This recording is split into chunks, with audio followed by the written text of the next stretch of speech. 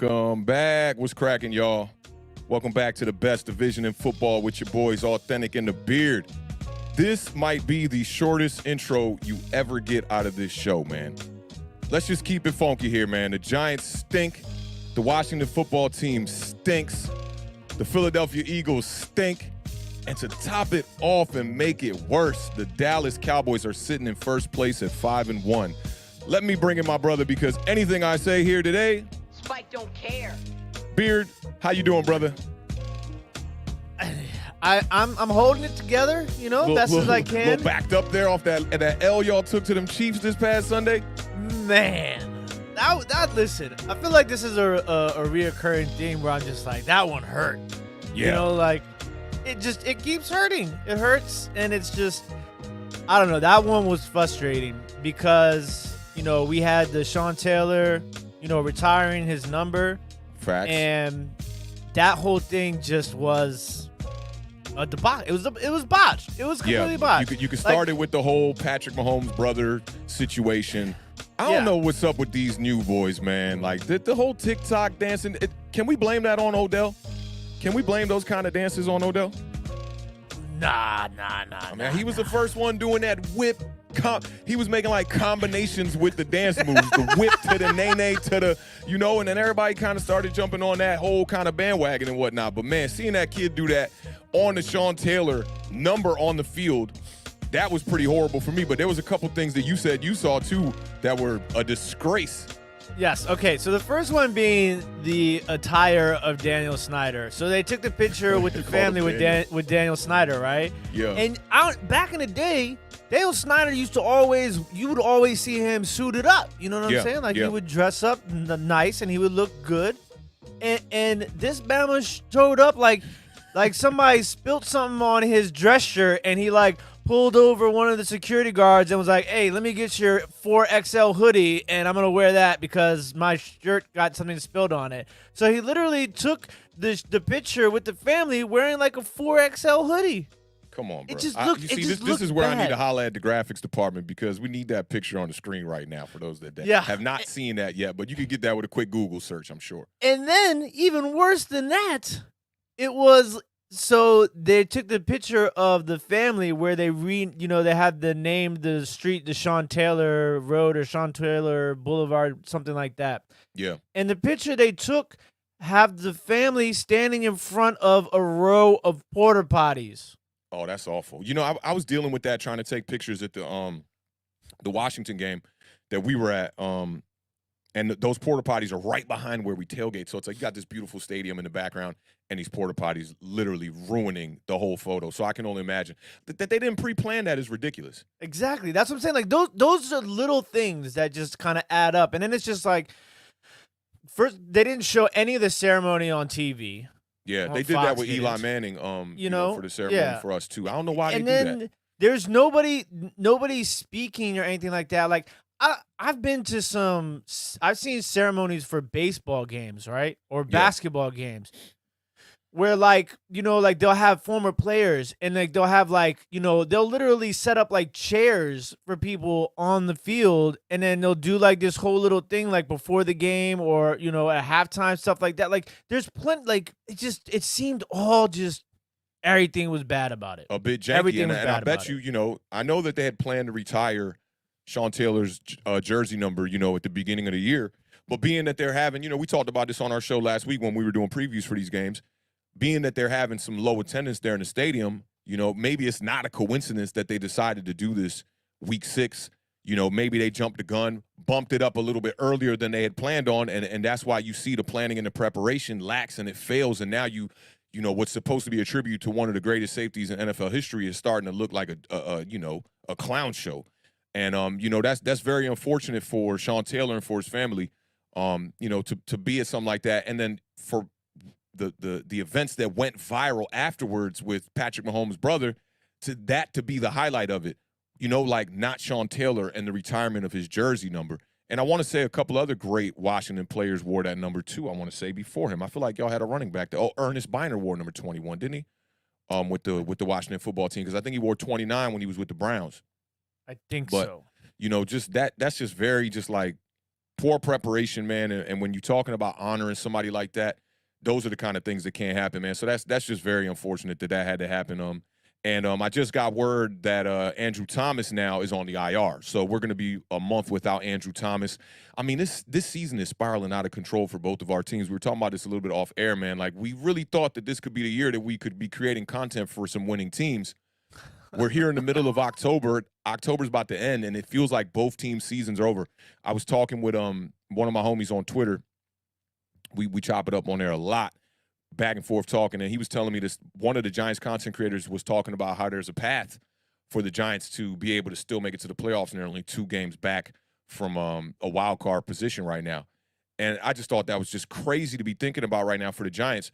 But it prompted me to go look at the schedule, because another homie of mine posted a tweet that said, I still got the Giants winning 10 games. And I was like, my first reaction was like, oh, hell no. Nah. And one of his homies posted, I got him at 9. And he said it starts with a win against Carolina. Now, I'm going to pull up the schedule just real quickly before we really get into these games. If you look at the games we got left here, we're starting from October 24th there. We got the Panthers. Now, he was saying we win that game, we lose the Chiefs game, win the Raiders game, lose the Bucs game, sweep the Eagles, beat the Dolphins, lose to the Chargers, split with the Cowboys, split with Washington football team, and beat the Bears. Which, now, I will say, as a last-ditch Hail Mary kind of a vibe, that's it. If you don't win that game against the Carolina Panthers coming up this Sunday at home, the Panthers are favored in that game by 3, I believe, 2 already. If you can't win that game, you can literally say that the season is completely over. It is over, because we know that at the end of the season here, the Washington football team and the Giants both have a stretch there of just pretty much divisional games for the most part. And it's the same thing for us, like, yeah, boat-wise, because what is it for y'all? Isn't it like Philly, Dallas, New York? Yeah, something along those lines. And the thing is that, I mean, all of our losses except that's the Saints game is just, I have a bad, like, say everything does go according to plan and works in our favor, right? I mean, that Saints game might come back and bite us, because all of our losses are to AFC teams except for the Saints game. Yeah. And we're 1-0 right now in the division. So it's like, that sounds so crazy right now. Sitting at 2-4, Washington football team is 1-0 in the division. Now, I don't know why they set up the schedule like that. I think it especially in our division with the strength being so heavy. Don't bench their players at the end of the season, I think, Yeah, that makes sense. And you get TV ratings, obviously, with these games coming down to the wire if, teams are battling for a playoff position. And, what's crazy to me is that, like, if I'm thinking about it, right, without, like, breaking it down like how you just broke it down, I'm thinking, okay, not wild card, but division, because it's got to be, right? Because, like, to me, the other wild card team is probably going to be, well, originally I thought that you were going to get, all of the teams were going to come out of the NFC West. Right, which you are going to get one of the wild card teams coming out of the West, for sure. Yeah, it will probably be either the Rams or the Cardinals. And then you got the aren't the Saints and the Bucs in the same division? Saints and Bucs are in the same division. Carolina's in that mix too. Yeah. And then, believe it or not, Chicago fell back because they had played that game against Green Bay. Yeah, they fell to 3-3, I believe now. Yeah, Chicago and I think Minnesota bounced back. They're now 3-3 now, I think. Yeah. So like, I guess technically the third wild card is kind of second is I'm done tripping. It's 3 wild cards now, right? Yeah, 3 wild cards now, because only the seed 1 is going to get the bye this year. Yeah, so I mean, I guess technically it's not that far-fetched, because I know originally it was like, man, that NFC West is pretty loaded, But Seattle with Russell Wilson's injury, and now, San Francisco's kind of just up and down. I mean, I guess it's not that far-fetched, because which is looking like Russell Wilson's going to be back right in time for the game against y'all. Man, hey, look. We're going to talk about Russell Wilson for one brief, quick second. Yeah. The warming up? I loved it. I'm not even going to lie. I loved it. He was doing his little Dak Prescott. He took one knee. That's his first time missing a game in the NFL, right?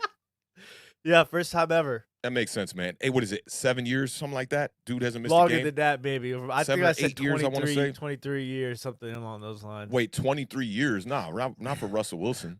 Yeah. It's been about 20 years since he. Oh, come on, brother. I do remember you saying that last episode, and I was like, what the hell is he talking about? Now I'm finally getting it. Terrible. These terrible little jokes you throwing out here. But you got to look at the Cardinals and the Rams definitely getting in, right? Yeah. So that's one wild card already out the way. So, I mean, I don't even want to harp on this too much, man. The Giants and the Washington football team, really, right now, there's no chance. What? Go win a game next week. Maybe we could talk about it, right? There we go. And look, this has kind of got me, though, thinking. 8 games, 9 games in, right? we're gonna have to do like one of these, Awthentik in the beer like special episodes where we just like kind of go ham and just break down the first half of the season and look forward to the next half and dive into some numbers and stuff like that. To the next half, man. I'm starting to feel like this season's over. You know what I thought about today? I was like, what am I going to do when the Giants lose like 3 more games? Like content-wise, right? What am I going to come up here and even talk about after we lose 3 more games? Like the same story talking about – you can't talk about firing Dave Gettleman and Joe Judge for 5 weeks straight. We need some new content. So I really don't know. Maybe this is going to turn into a different show. We'll do the best division in football and start covering the AFC or the NFC West or something like that. I don't know. You never know. Like somebody might get canned. Yeah, somebody might get. I think that if the Giants can't win a game on Sunday against the Carolina Panthers, you're going to see a firing. And for me right now, Dave Gettleman is not at the top of the list for me. Joe Judge and the coaching staff is at the top of the list for me. But I won't agree with you there. I just think they're not going to fire him. Like, have you ever seen a GM get fired mid-season, though? The only reason why I would think it would make sense for the Giants to maybe fire him mid-season is because you got the trade deadline coming up, and we got all that draft stock. So it's like, do you want Dave? And I heard somebody say this on the Hubs channel yesterday, and I thought they were losing their mind. They were like, the Giants are going to allow Dave Gettleman to deal with the picks, deal with the draft, but then they're going to fire him. What kind of sense would that make? If we're going to bring in a new GM for next season, you need to go ahead and do it right now before this trade deadline happens. Try to make some moves, get some players on his team, or figure out what you're going to do with these draft picks entering this 2022 draft is going to be this season. Did we ever find out what the date was for the trade deadline? I could look it up for us right now. Let me see. The trade deadline in the NFL is the most, like, unclimatic. Did I say that right? Sure, I'll take it. It's a Timism. Okay. All right. It's the most unclimatic trade deadline of all major sports. So like Tuesday, November 2nd. Tuesday, November 2nd. Okay. Yeah. Like in baseball and basketball, like it's in hockey, it's different. Like you have buyers, you have sellers. Like you're either making crazy moves to try and make a push towards the playoffs and the championship, or you're like, man, we're not going to make the playoffs, so we're just going to dump all these salaries, get some prospects in return, clear some cap space, get some draft picks, and start preparing for next year. I mean, it's different in the NFL because, like learning a system in the NFL is completely different than, jumping in and playing baseball, hockey, and basketball. Like it's just a lot more intricacies that go into it. And then the season is shorter also. So it's just, I don't know, man. It's a wild situation, and we'll see what happens because I'm going to be honest with you. I'm not necessarily on that train yet. Yeah, I was going to ask you that next because in New York right now, everyone's like, fire everybody, clean. I was going to say the whole building. There's a station, and they're boarding at the train station of let's get rid of everybody. I mean, this is the thing too. Is like it's a little bit different here in Washington. We just got our GMs. You know what I'm saying? We just spent buku money on players in the offseason. We got about $40 left in the cap right now, and I don't know what they can't just offload these contracts and release players. You'd have to find trades for them, and the Giants don't have much trade value. I hear people saying like, we need to get rid of Evan Ingram and Jabril Peppers now. Who in their right mind is about to trade draft picks? If that, give me somebody off the practice squad for Evan Ingram right now. And it's interesting that he's not being utilized at all when every wide receiver seems to be hurt for the New York Giants. But we're going to get into that, man. Let's say some get hellos into this chat, to some say some people in the hellos. chat. I already see a couple super chats. People are hype already. Welcome to the best television show not on television, man. We appreciate y'all pulling up. We got a bunch of y'all in the building already. This is going to be a jam-packed show. We're going to try to fly through this Cowboys game, and we're going to try to fly through this Eagles game because we got a lot to talk about with the Washington football team and the New York Giants. Let's keep it funky. Big shout out to Blue Wave, who was first in the building today, giving us the notification that Andrew Thomas has been sent to the IR. That Appreciate is you, fam. brutal. Big shout out to Sunday, always holding us down in Big the shout out chat to Sunday. for sure. Lucas checking in from Australia says he is looking forward to the beard rant. Can't see the beard getting mad. I can't wait for that. I can't wait for that. Lax 044 is in the building. What's going on, Lax? Good to see you, brother. Shout out to homie Lax one time. Joel is in the building. No Mets, classified. no Nets, no Jets is in the building. Speaking of the Nets, they are part of tonight's NBA season tip-off, which is big shout out to no Mets, interesting. no Nets, no Jets, man. I've been seeing no Mets, no Nets, no Jets all up in the over the years streams, man. We appreciate you supporting everything we do over here, brother. Appreciate that. Marjorie always holding us down in the chat for show. Yes, Nate ma'am. Talks Football is What up, in boy? the building. What's up, fam? Tonio is in the building. Tony, yo, what's up? CeeLo Ren in the building. Hell yeah. Oh, you know the Cowboys fans were coming out for tonight's stream. Oh yeah, you already Monique know. is in she the hype building. off that 5-1 right now. Katinji, appreciate it. Yo, if you Katinji want to know Kinoti. the hat, I got the hat from this man right here, Cernox Connection. So if you Big guys are shout out looking to for the Cernox in fresh the building. gear, make sure y'all check out the homie Cernox Connection. Big shout out to him. He's dealing with all types of soccer coaching issues lately, so They still getting them W's. yeah, the playoffs are coming around the corner, and then he was like, man, these people's parents, the kids' parents keep calling me, telling me they're not coming to the game. I'm like, Cernox, you need to tell them it's playoffs. Playoffs. Big shout out to Katinji Kanoti for the $5 super chat. Says, what up, fellas? I need this therapy. Can our team stop honoring past players' teams? Our Giants can't even win at home. It's That terrible. was like a Super Bowl, like something for you guys this past weekend, right? Yeah, They the honored Super Bowl anniversary team? of the 2011 team. And, man, the Giants have been horrible at home. I want to say under Dave Gettleman, only 9 wins at home. Big shout out to Bluegrass Picker. Congratulations to your Chiefs on their victory. Man, it must be great to be a Chiefs fan. Like, at the bottom of the division, still balling out. Like, it just doesn't even matter. I would love to be a Chiefs fan right now. Mr. Mini Guy is in the building. Logix is in the building. Salute. Kevin, the PRF, who is probably our most loyal Washington football team fan viewer. So shout out to Facts. Kevin. I Big appreciate you shout out. always coming through and representing. Who else we got in the building? Bobby's in the building. What's up, Bobby? Hey, Bobby in the building. What's up, boy? How you living? Another Cowboys fan. What's up, Jay? What's up, Jay? How about them Cowboys? Y'all balling out, man. That offense is on fire.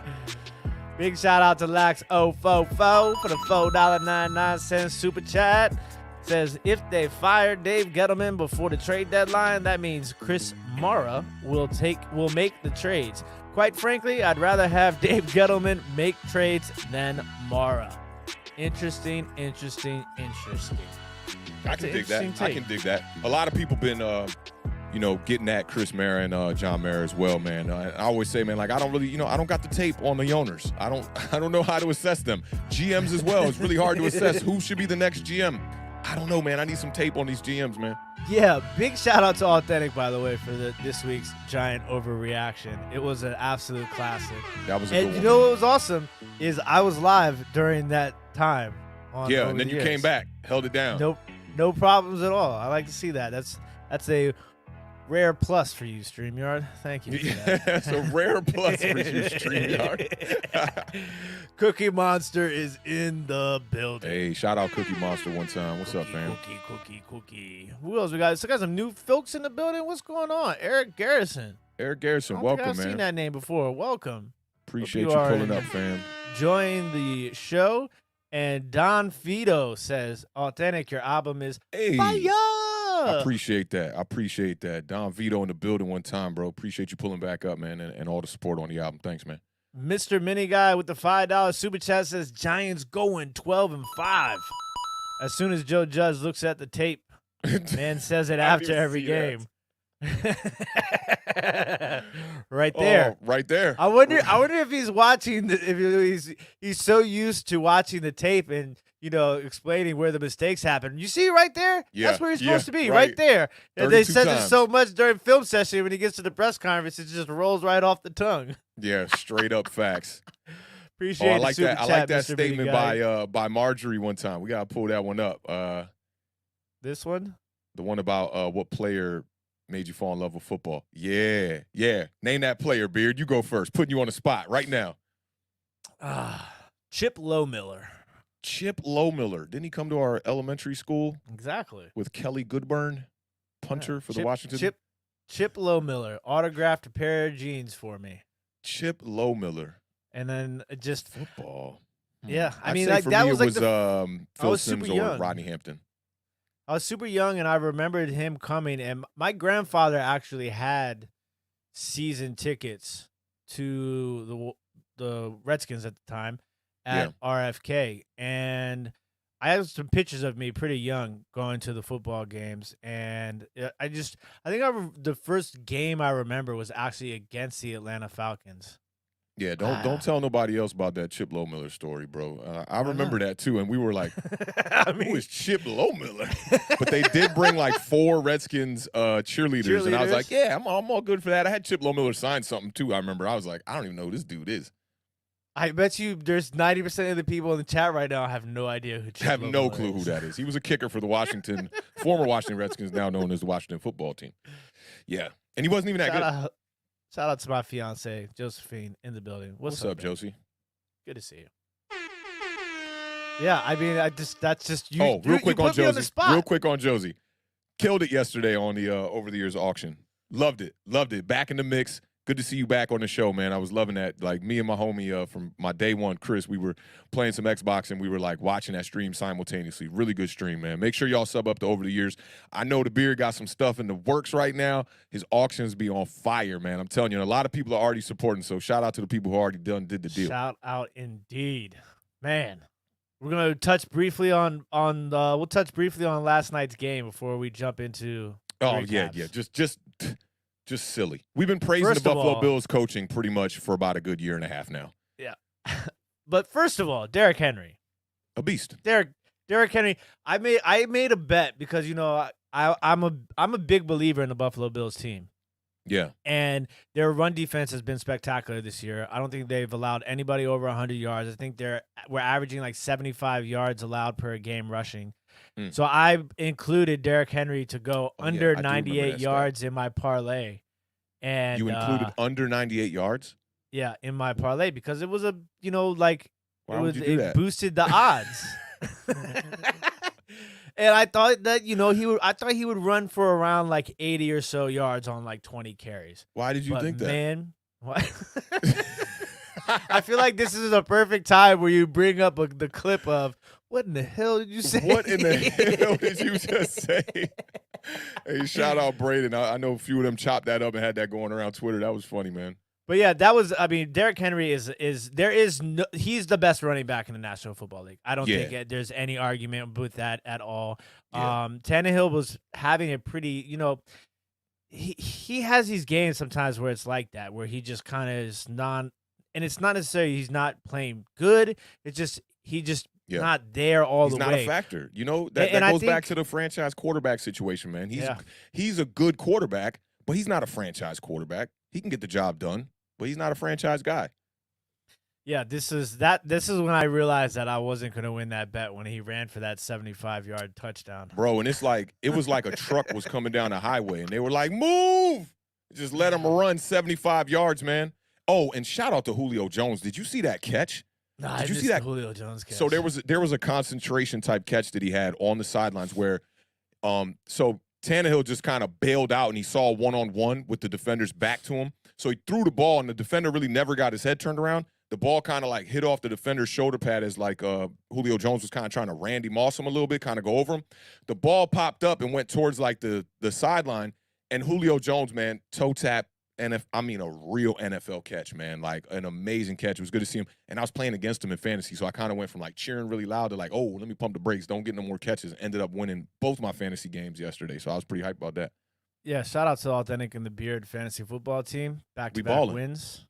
2-game winning streak. We're on a roll. We on a roll. Yeah, I hope we can make that run. The call of the night, first of all, they returned the kickoff for a touchdown and then a holding penalty. Terrible. Because they would have never had to been in the situation that they ended up in if there wasn't a penalty there. Listen, right. Penalties and free throws. Oh, penalties and free throws. Come on, guys, get it together. So, 4th down, Josh Allen, first of all, before the 4th down play, that 3rd down play was awesome. Yeah. He went to the sideline. He said, look, I'm going to do everything I can do to get this first down. He didn't do like a Heineke dive, and he didn't do like a hurdle. He did like it reminded me of John Elway, but John Elway ain't got the ups, Josh. Josh Allen is, I wonder if he could dunk. He could probably dunk, right? What you mean you wonder? Of course he can dunk. Ain't he like 6'3", 6'4", something like that? Of course he can dunk, man. But yeah, he dove for it, and at first I thought he had it, but after the replay, he was thinking white short. men can't jump. That's what you was thinking. You was thinking Josh Allen ain't got no hops. I could dunk. At Evans on a 9-foot hoop. I don't even think you could dunk a 9-foot hoop. I give you a good 8-foot hoop, maybe. Nah. Go ahead. You know I can do that. Hey, look, I was telling my girl, I was like, yo, I'm about to start training to get them strength shoes. So when we come back and we start playing basketball, I'm gonna get a fast break and just yam on somebody. Like, do they still make those shoes that help you jump? Strength shoes, yeah. For sure. They were called something else back in the day, though. Nope, they was called strength shoes. They were white. The jump shoes with the strength little shoes. like padding in the front toes. Google it right now. Gilbert Wafey had them joints. I'll never forget it. Strength shoes, bro. I'm telling you, them things. And everyone who wore them, they came back the next summer dunking on people. I was like, I ain't getting them strength shoes, man. My basketball career was long over by then. But I feel like I'm getting better at basketball as the older I get. I need some high socks though, high striped socks. Hey, Kevin said in church shoes. Yo, could you imagine you pull up to the court in them dress shoes and just yam with the tie on? You know, you take the blazer off, but you dunk on somebody. Bruh, I did that. Tried to do that when I was a junior in high school. It was after your it was after your guys graduated. I went to y'all graduation. I ended up in College Park, Maryland. Shout out to the Terps. And we were at like Pietro's house out in College Park, wherever he was living at that time. Knox Road. And they had a basketball. They had a basketball hoop out there, and I was like dressed up for the graduation. So I was out there trying, give it to Bama's in dress shoes, roll my ankle. Not a good thing. Don't play basketball. You didn't make the dress shoes look good. I'd have went out there with the dress shoes cooking them. They'd have been like, he out here in the dress shoes and a tie doing work right now. And so 4th down and 1 with how many seconds left? 22 seconds left when they got to the ball. They decide to, instead of kicking the field goal, tying the game, and sending it to overtime, they decide to go for it on 4th down. Josh Allen looked like he took the snap in dress shoes. The way he slipped back and face planted into the ground. Game over. This is the Fish Aquarium platforms from I'm Gonna Get You, Sucker. Oh. You remember that movie? Yes, waited. That's for the OGs right there. That would be impressive if you could dunk in the fish platform joints right there. He had the fish in the heel. Yeah, but that was definitely a silly call, man. And I saw that when we were looking at it off air, ESPN Analytics said they had a higher percentage to win at that point or whatever. It's like, man, kick the field goal, go to overtime. Try to handle your business in overtime. Overtime rules are very fair nowadays. I feel like where if you can make a stop, even with the field goal, you still get the second chance.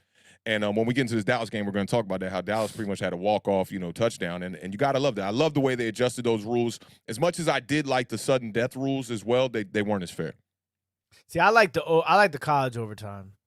Oh, the 20 and all? And I really don't like that. You ain't even earned your right to come in, get in the red zone. We just going to line you up in the red zone. Can't do it. So you got to maybe do like a combination of the two, where it's like – I just don't like the no rebuttal. Well, you get the rebuttal if your defense can stop them to a field goal. I understand that. Which I like. What that. I'm saying is that a good if you vibe. score a touchdown, I should be able to get a chance to score a touchdown too. Nah. Because look, we had a whole regulation to do that. When you're playing, what if you don't get the ball first? Well, I mean, regulation. Okay, that's why when you don't get the ball first, your defense got a chance to make the stop. Yeah, but football is not just an offensive game; it's 50-50. I understand that. But when you playing beer pong, right? and you sink that cup, the last cup, the other team get the rebuttal, right? Yeah. Have you ever gone overtime in beer pong with 3 cups? That rule doesn't apply. Yes, it does. No, it does not. No, we're not you get double rebuttal OT in overtime in beer pong. I don't know what kind of rules you played when you played beer pong, but that ain't the kind of rules I played. 3 cups, first one to sink the 3 cups, game over. You got to think you had the whole regulation, man. We can't make it extra fair in overtime. You know, coin toss, that's fair. Heads or tails, 50-50 chance. You put your offense out on the field, your defense got a chance to stop them. I'm a fan of them rules, man. But like I said, I was a fan of the sudden death rules too, because at the end of the day, if you can't win the game in regulation, it should be whoever scores first wins the game. You know, I'm cool with that too, you know, because you just wasted 60 whole minutes and you couldn't win the game. I mean, yeah, I guess. You know, I think you got to think about the percentage that teams score a touchdown on their drives. That's probably not that high. You know, if you calculate all the drives that go into an NFL game and see how many of the drives are scoring drives, most of them are not it's not a touchdown every time. It's not like it's easy to score a touchdown in the NFL. It's actually pretty difficult. You know, especially when you get down to that red zone. So I really don't like them lining up in the red zone. That's corny, because now the team that has the better red zone offense is probably going to win the game. And if that's Washington football team, if that's the New York Giants, our chances are slim to none. Yeah, we're not going to talk about red zones. Red zones. Goodness. I talked about the red zone for 3 weeks about the New York Giants. I got no red zone notes today. We're terrible in the red zone. I don't even know what happened in the red zone. Turn that game off mid-game. But let's get to this first game, man, and you know, chop it up about these Dallas Cowboys that I know Monique is here to see. You know, even though I said I wanted to start with the Bucs, I wanted to start with the Bucs game, but I got the Cowboys one dialed up. So let's just go to the Cowboys game. I got Monique in the chat. Shout out to Monique one time and everybody else in the chat, man. And let's get to this Cowboys game one time. So Cowboys are now 5-1. It took overtime and some heroics from Dak Prescott, but the Cowboys survived a late game comeback by the Patriots on Sunday to notch their 5th straight win over the New England Patriots. The Cowboys had another dominant offensive performance, totaling 567 yards, including 455 passing yards from Dak Prescott.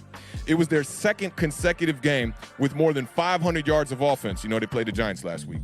Hurt my soul. 500-plus yards on us. Prescott targeted 9 different receivers. CeeDee Lamb at the top of the list with 9 receptions for 149 yards, 2 touchdowns, including an overtime walk-off touchdown. Dallas also played well on defense, forcing 2 turnovers and sacking Mac Jones twice. One of the turnovers was a 4th-quarter pick-6 by Cowboys star cornerback Trayvon Diggs, who extended his interception streak to 6 games with a massive pick-6 right after Dallas missed a go-ahead field goal with less than 3 minutes remaining. Can't forget, Mac Jones and them came right back, scored on the next play. Trayvon Diggs got beat on that play, but he did have safety help over the top, and that safety was looking real foolish on that play. The Cowboys would eventually force overtime, where they would beat the Patriots 35-29 with a touchdown pass from Dak Prescott to CeeDee Lamb. Trayvon Diggs now has tied an NFL record with 7 interceptions through 6 games. Yo, my man is out here balling, man. You got any thoughts on this game? Well, I have a couple of thoughts. First things first, we'll touch on the Trayvon Diggs thing. I knew he was going to get an interception. You did call it. You called it. You know, and then CeeDee Lamb, which we also both mentioned on the parlay. If you guys don't know, every Sunday morning, 11 o'clock a.m. Eastern Standard Time, we talked about CeeDee Lamb was going to have a big game, and he had a huge game. I don't know if you saw the video I posted on my Twitter. So I was watching some of the fantasy guys that I watch, and at the end of the day, they have a show where like a couple of them come together and they watch. It's called the Tilt Space, because they're basically like tilting to see like what happens at the end of those final games, if it puts them into the winner's circle or not. And so they were like having a sweat. So a sweat is basically when, you know, you're like in the money and there's only one game going on and you have players in it. So like it can go either way. Yeah. And so they had CeeDee Lamb and they were in like, I think they were in like 15th place or something like that, winning like $1,000. And so they couldn't watch the game because they were watching Red Zone, and you know how Red Zone switches off right after a certain time. So like they were like depending upon they were drinking too. They were depending upon the chat telling them what was happening. And I was watching this live as it was going down, and CeeDee Lamb scores a touchdown, and they see it in the chat, and the 3 of them absolutely look like children on Christmas, like just losing it, right? And so like I recorded the clip and I put it up on my Twitter. It's got like 7,000 views or something like that now, and it was bananas. So they ended up going from 15th place to 3rd place on that CeeDee Lamb touchdown catch, and they won $20,000. Ooh, it man, was, that must have it was felt pretty incredible. crazy. But yeah, the Trayvon Diggs is interesting now because I think people, we talked about how many yards he has given up, right? Yeah. And I think that, a lot of his interceptions are, obviously he's a ball hawk, you know what I'm saying? Yep. And he's got great ball hand skills. And just like a wide receiver. He's good at jumping the routes and stuff like that. I think now, after this game, you're going to see a lot of people attacking him in a different light. Especially, there you go. There you go. I think that you're going to start seeing people running at him with the double moves a lot now. And I'm sure he knows that now after this game, and it's probably going to be something he's going to work on. I had a couple of homies over for that game and the Giants game and stuff like that. And a lot of them were saying, oh, my God, that's on Trayvon Diggs. So he came out today, took ownership for it, but people reviewed the play, and they were like, it's on the safety. Even though it wasn't on him, he still took ownership for it. So when in a situation like that, after you just get a pick six, you're trying to just put the nail in the coffin and end the game. Mm-hmm. And I think that's why he was playing a little bit aggressive and got caught up a little bit underneath. But the rest of the secondary with the Cowboys, if the Cowboys really, truly want to make a run, we know that defense is going to have to do some things. The rest of that defense is going to have to get it together. Now, I was talking about Randy Gregory about 2 weeks ago that he's a man on a mission. Yo, do you see him rushing the quarterback? Is he his name is he not one of the best pass rushers in the NFL right now? I know maybe the numbers ain't showing it, but like if I'm playing quarterback and that dude is trying to get at me, I'm going to be shook the whole game. Look, it's that tenacity that we talk about that we don't see necessarily. I mean, I know I'm speaking for myself, but I don't see. You can speak for me on this one. That like this, the pure that's all tenacity. To me, tenacity is it's like an algorithm of how they got Pythagorean's theorem. It's like A squared B squared equals C squared, right? Yep. Tenacity is like anger plus speed plus ferociousness. One other thing I'm gonna add to that. Add it. Commitment. It's like I'm going to get the quarterback. I'm going to get you. Look at me. You remember in the program when Alvin Mack would be across the line like, yeah, man. Oh, I remember you. You the one that was talking all that about my baby sister. That's how he looked like he approaching the quarterback every play, man. Yo, I would kill to have a edge rusher like that on our team right now. Like he rushes the quarterback, like you said, with more tenacity than almost any player in the league right now. Maybe Myles Garrett is right up there with him. But, like, that dude, remember when I told you he was running like this? Yes, I was going to say, he looks like he's 7 feet tall and runs a 4.3. Like, when they show him up close, it's just, he looks huge. Like, and man, that hit, bro. Like, that was an old school NFL hit. Yeah, because for sure. He caught him, and he did not see him coming, and Mac Jones did not look good after that. He did not look good after that, man. He did not look good. And I see there's a couple super chats. Let's get to this one real quick. Big shout out to Duran Osman for the $5 super chat. Says, would you get the Cowboys a Super Bowl trophy if they and their fans shut up and suck for another 25 years? Nah. Me either. I'll take my odds on them not winning the Super Bowl. I mean, we've been pretty good so far. Cowboys haven't won a Super Bowl since what, 1995? Yeah, there's one thing that Dallas has on their schedule that's not an NFL team, and that is the month of December. Okay. Facts. They still got to play December. We all know how that happened. I mean, it does hurt to have them winning the division for sure, so far at least. They're looking like a division front runner for sure. But, yeah, I'll take my chances, man. I'll take my – and I can't root for the Cowboys. Shirt. Oh, on mine, this is it's Easy E with the 1989 Thrasher skateboarding team, man. This is a throwback Thrasher crew neck that I got probably 10 years ago for real. Shout out to Roldy, who's in the building too. Hey, shout out to homie Roldy in the building one time, man. Good to see you, fam. And Tuto for the $4.99 super chat says, Saluti, Awthentik. Stop by your office to pay our proper respects. And for all Giants fans around the world, slap all stinky Eagles fans. I love how you losers on their way out. He says, slap all stinky Eagles fans. I like that, man. I popped into an Eagles stream with the homie Philly Notion the other day, and what I did realize they they found a way to collaborate with StreamYard to have the stream go to multiple streams at the same time. It was 3 Eagles content creators, and all the comments and all the super chats were all going to one pot or something like that. So yeah, Giants fans, we should definitely link up, man, the content creators, and try to do some joint collaboration streams. Shout out to the homie Philly Notion, man. A lot of them were down on Jalen Hurts in the chat there. I was kind of in that joint copping for Jalen Hurts a little bit, like, y'all pump the brakes, man. You know, he looking all right. Yeah, and listen, with Dallas, we already know they're playing. You know, they're playing really well. That's a fact, okay? But there are some things that, you know, you kind of got to look at. Glock's in the building. You already know. There are some things you gotta look at here, okay? So Mike McCarthy had some questionable coaching decisions, which was interesting to me because, you know, if you guys haven't already seen, check out the giant overreaction Awthentik that he did yesterday. The link for that is in the description of this video. Hopefully you got 3.5 hours of time to check that one out because I was ranting. Because you talk about Mike McCarthy, it was interesting because, you know, it's just a different perspective of looking at coaches. You know what I'm saying? Yeah. And you said it at the end of it, that whole thing was, you know, when it comes down to it, when it's all said and done, what are they going to look at? They're going to look at how many games you won. I'm glad you remembered that because that was a really good segment from that show. I talked was. about, yeah, he might mismanage time and might mismanage little things within the game, but coaching is not just about managing the clock. I would actually, if I was a coach, man, I would hire somebody to do that. I would have somebody on the sideline like, hey, man, these are your options right here, man. This is the down and distance. You know, the projection says here you got a 46% chance real quick. All right, we're going for it. That's how I would be. Because I wouldn't be able to calculate all that live in the game. This ain't Madden. I don't got the perfect camera angles when I'm on the sideline, you know? But that one on Sunday was kind of questionable. So they went going for it on 4th down in your own territory on the first possession of the game on the road. Yeah, like that takes some. Isn't that what the New York Giants did this past week?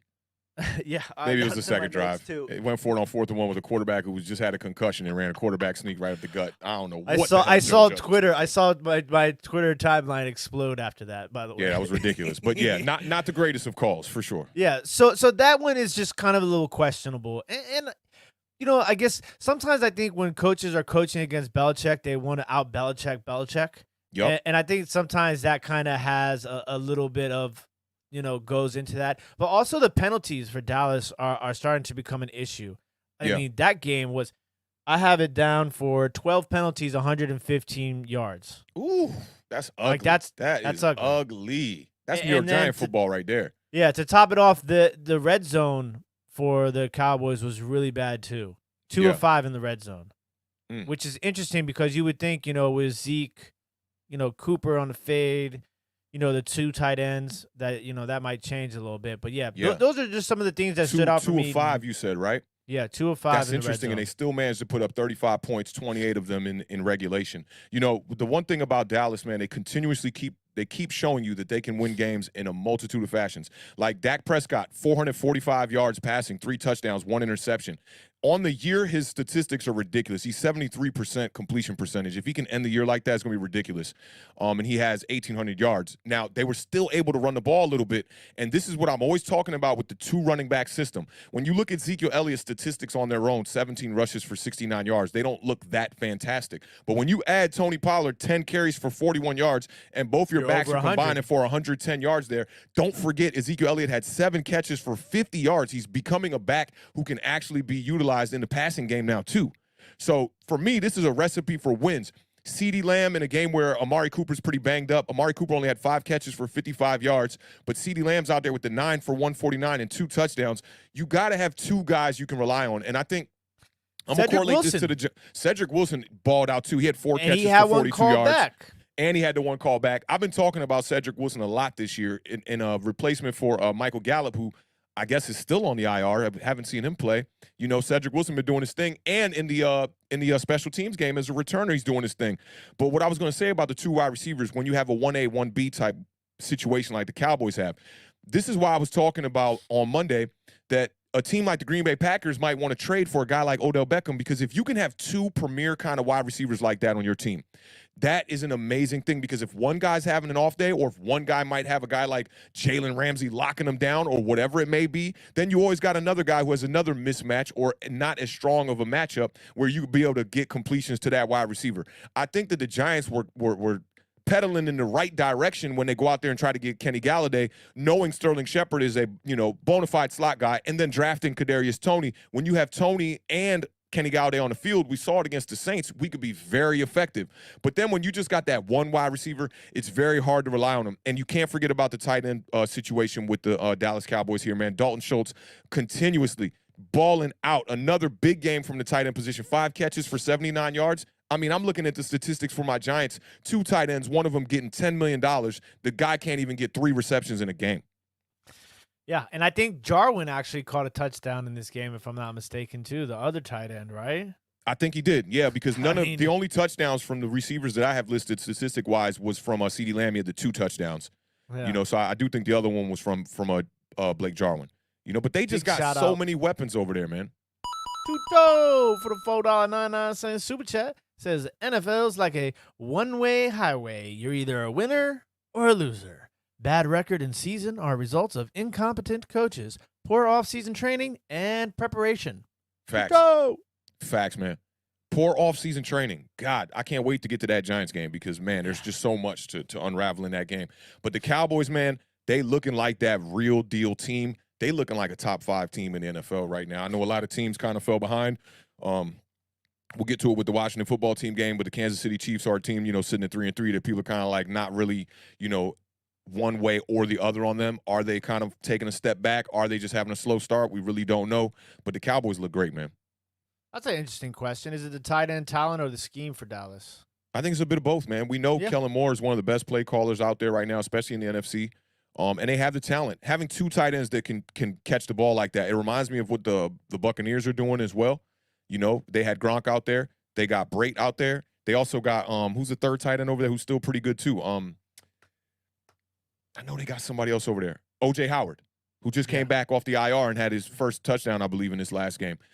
So you got to stack depth. I know the Giants did try to do that, stacking some depth at the tight end position. We have Caden Smith, Evan Ingram, and Kyle Rudolph. But, Kyle Rudolph has just been a letdown this year. You got to go out there and get these proven guys. Or, Jarwin is a very, sneaky tight end. You know what I'm saying? He's going to get you a lot of catches, a lot of touchdowns, big red zone target. And yeah, I think it's a combination. And a lot of it goes to the coaches because you got to scheme up tight ends in the red zone to be able to get these touchdowns. The Cowboys seem to do that really well. Big shout out to Tuto for the $4.99 super chat. Says every pro rugby player in the NFL will totally dominate and take the game to the next level, but all NFL players will fall apart with the first hit and out for the season. So basically, what Tuto was saying is that the NFL is built by a bunch of soft players. Shout out to Big Hurt. He played rugby. Shout out to Coach Sosa. Who always used to try to make me play rugby. Yeah, I was playing quarterback on JV. He's like, come play rugby. I was like, yeah, whatever, dog. I can't play no rugby. I ain't trying to get killed out here. I hated getting tackled in high school, man. I hated getting tackled. It's just, look, and this is a game that Dallas, I think, in past seasons would have lost. And I think that's kind of just bring everything back full circle to Mike McCarthy and this Cowboys team and Cowboys teams of recent.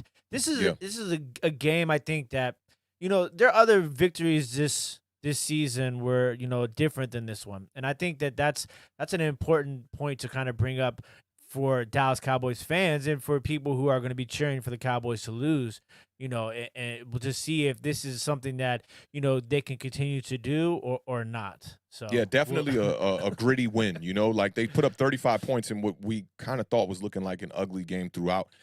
Dak Prescott did throw the ball 51 times. You talked about that a little bit off air. That's a little bit too much for him, but we did have the overtime performance there with a couple of throws in overtime. Mike McCarthy, man, I'll keep it funky, man. Mike McCarthy was my number 1 coach that I wanted to come to New York. A lot of people going to disagree with that. But for me, I know Mike McCarthy as a name in the coaching industry who has been successful. Only took him a few years to take that, I believe it was a 7-9 Green Bay team when he got there, to then turn them around and put them in the Super Bowl and have them being a competitive team year in and year out. And honestly, that's why I like Jason Garrett a little bit too, is because Jason Garrett has maintained performance over a certain threshold with the Cowboys the whole time he was there. So, to go out there and get a guy like Joe Judge with the New York Giants, to me, it says a lot about where the organization was trying to head. And if you're going to go get a young guy, get an offensive mind. Get a guy out here who's scheming them plays up, man, and knows how to do it. For me, it's like Joe Judge looks like a guy who's on the sideline, like just cheering for his team. When you don't see him on the headset saying a lot, you don't see, Keyshawn Johnson talked about this today on the show with Max Kellerman. He was like, he was at the game for the first half, and he left when there was 3 minutes left in the second quarter, like this game's over. And he said from what he saw from Joe Judge, you just don't see a guy who's really motivating the players to actually go out there and get it done. And I think when you're a leader of men like this, you have to be able to lead by example. You want your head coach to be the guy who called in that play that went for 45 yards for a touchdown and feel confident about it and see him on the sidelines like, yeah, cheering that team on. Instead, you just see Joe Judge kind of just almost like a manager who doesn't know what's going on. Speaking of like game managers being at the quarterback position, it seems like Joe Judge is a game manager at the coaching, as being a head coach for the New York Giants. Whereas for me, at least I know Mike McCarthy is a guy who talked about him, and it sounded funny at the time when he was talking about diving into analytics and stuff for the first time. At least he is saying, hey, I have flaws, and I'm trying to correct my flaws. I'm not going to sit here and talk it all up about what I do good. I'm a leader of men, and we're going to have a team on the field that's going to be a product that everybody in New York City will be, proudly be able to support. And this is going to be a disciplined team, and this is going to be a mentally strong team. And then when it comes down to it, the Giants are complete opposite of that. So I got to send a big salute to Mike McCarthy one time. A lot of people in the Giants community, I'm a keep it funky, my man Entertainer being the #1 guy who really kind of convinced me like Mike McCarthy wasn't the guy. I remember like going into chats and just being like, I like Mike McCarthy. What y'all think about Mike McCarthy? And everybody being like, he sucks. No way. I don't want Mike McCarthy. And I'm like, maybe we don't want Mike McCarthy.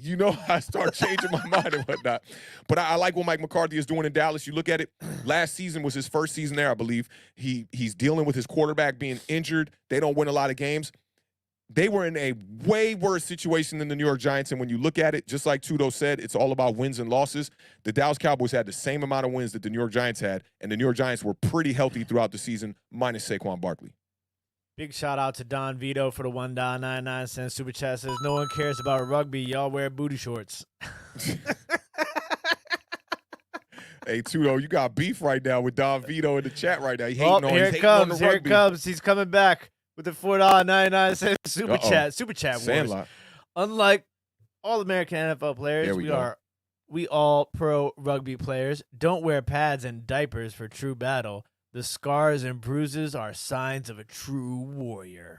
That's an interesting super chat from Tudo. Shout out to Tudo one time because I've been keeping an eye on that sports documentary series on Netflix right now where they talk about scandal in sports, and they had one just recently I watched last night about the cricket in South Africa.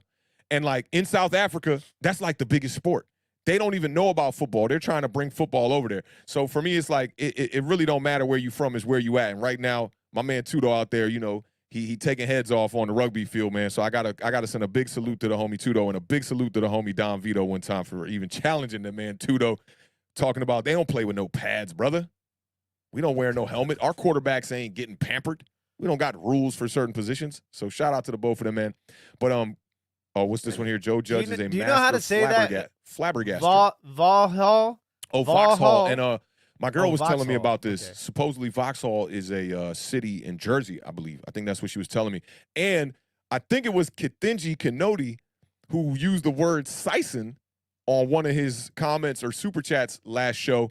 And I didn't get to see it during the live show, but my girl told me that Kithinji is from Mo County. So shout out to Mo County one time. He said, Joe, I had to bring this up because I thought this word was fantastic. He said, Joe Judge is a master flabbergaster. Had us all fooled. Facts. Definitely had us all fooled, man. And I'm one that thinks, like, could have been fired this week. But if you go out here and you lose at home to the Carolina Panthers, I think that's a wrap for Joe Judge. 1,000%. We're going to have to try to find a new coach. And I do think the problems start with him. I think second, you could probably look at Dave Gettleman, but the injuries have been really crazy. We can't blame injuries on Dave Gettleman for sure. Mm-hmm. So let's take it to this. Let's take it to this next game, man. The Bucs Eagles game, which I should have started with first because it was on Thursday night. But the Bucs now sitting at 5-1, man. That The Bucs, man, when they came out against the Dallas Cowboys on Thursday night, I thought they were going to struggle again early on in the season, and they just have not looked back since. The Eagles have lost 4 of their last 5 games. The Eagles gave up points on the first drive of the game for the 5th time in 6 games. The Eagles had 99 yards of total offense over the first 3 quarters. Let me repeat that for you. The Eagles had 99 yards of total offense over the first 3 quarters. As for Tom Brady, he went 11 for 12 for 121 yards and 2 touchdowns in the first quarter alone. Balling. The Eagles offense looked great during their first drive of the game, but quickly fell apart afterward. Jalen Hurts and company had the ball for 5 more first half possessions, but went 3 and out 4 times. They gained just 38 yards and had 1 play longer than 6 yards. If it wasn't for a 16-yard Zach Ertz reception, the Eagles would have gone 3 and out 6 straight times. Could you just imagine watching your offense go 3 and out 6 straight times, bro? Yo, I would be losing my mind right now. Sirianni has yet to win a home game in 3 tries, and with a few road games in a row, he won't get another chance until November 7th against the Los Angeles Chargers. I was going to say the San Diego Chargers. The Eagles fall to the defending Super Bowl champions 28-22, which is kind of crazy to me because they played so bad, but they were still in this game. It's really ridiculous. But the Eagles, are they who we thought they were? That's what I would think, right? We had them at the bottom of the division. Yeah, we're gonna get to these two battle chats really fast, and then I'll tell you. We got the battle Eagles. going on. Yeah, Tuto says I'll be throwing out and find in every NFL game because I'll target and hunt down any ball carrier like a guided missile, and I'll destroy who stands in my way. Yo, I love the way Tuto describes the sentence, like the adjectives that he be using. Yeah. You know, they're like he giving you 3 and 4 adjectives to describe the situation, man. So I mean, I'm with you on that one, Tuto, for sure, man. And then Don Vito says rugby players dogpile on each other, and it's mad sus. Oh man, over here at Awthentik in the Beard, man, we don't discriminate over here. Do what you want to do. So shout out Don Vito and Tuto for the little super chat battle, man. We appreciate y'all presence here in the building one time with Awthentik in the Beard. You know what it is. Jalen Hurts, okay? So listen, in the last thing you said about this game and the score, that just goes to me was what's important. Jalen Hurts is the quarterback. He has these traits that you want to see from your quarterback, okay? Yep. And that is somebody who's never going to give up, who doesn't let the last play affect the next play, and he's going to battle it out to the last whistle. Facts. I mean, those are important traits to have for a starting quarterback in this league, and you got to have thick skin. And I think let me pause you real quick to just add on to that real quick, right? The one thing that he doesn't allow to happen to him is he doesn't allow all the things that go through a quarterback's mind, the progressions, the way you drop back, your reads, checking down, all that. He does not allow that to get in the way of the main thing that he's trying to do, and that's win games. That's why I like Jalen Hurts. And I was on Twitter going back and forth all Thursday night with Eagles fans, apparently. I guess I don't know how it all started, but because they were dragging him through the mud. And they're like, He's not an NFL quarterback. I mean, the things that these people were saying, I was just like, I mean, you guys are 10 games into his career. Yeah, exactly. You know what I'm saying? So it's just it was a tough position. Now, I will say this.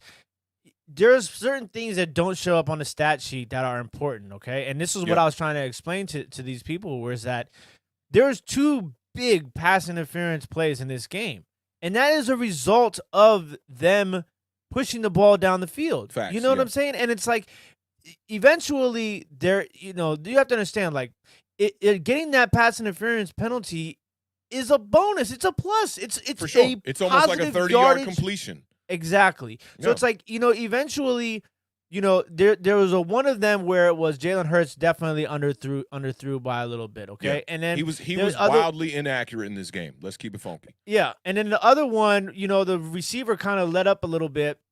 Otherwise, I think a little bit of that was not just him letting up, but obviously the pass interference combination. Was that of those the one two that things. was I want to say it was Quez on the side, and he kind of tried to stop short and time the ball at his high point. He completely timed it wrong. I saw people blaming that on Jalen Hurts. I'm like, what is – it's single – it's man-to-man coverage one-on-one. He's trying to give his guy a chance to catch a 50-50 ball, and his wide receiver just sells him out and stops short, tries to jump high and make a play on the ball, and he's completely off. You can't blame that on the quarterback. Yeah, so in the defense of Jalen Hurts is that, he's taking these shots because he knows he's, like you said, one-on-one coverage. He's either going to get the pass interference penalty or his wide receiver is going to make a play. Like Right. those are two. You're getting a win-win out of that situation. So I think that that's something that'll happen over time once she gets more a better relationship on the field with the wide receivers. Because you got to remember, Jalen Reagor was out for most of last year. Devonta Smith is just coming into his rookie year. Quez Watkins is kind of finding his own. So we didn't see Quez Watkins on the field last year much at all. It was more of Ward and what's his name? Fulgham. Where is Travis Fulgham? Gone. He's a guy that kind of deserves a job. I think he was balling out last season for when Alshon Jeffrey got injured. He was doing his thing. I was surprised they even just I think he's on their practice squad maybe. But man, also in this game, I mean, eventually, listen, I know you're playing Tampa Bay, but that's not an excuse for this Eagles because you got to run the ball sometime. Oh man, I got big running nuggets. Nine carries for Miles Sanders. Okay. Yeah. 6 of those 9 runs came in the second half. Yeah. 4 of those 6 runs came on the last drive. I mean, I'm so confused at what's going on over there with the run game. I don't understand. Like he just won't commit. He just won't commit to that running game. I don't understand it. I just don't get it.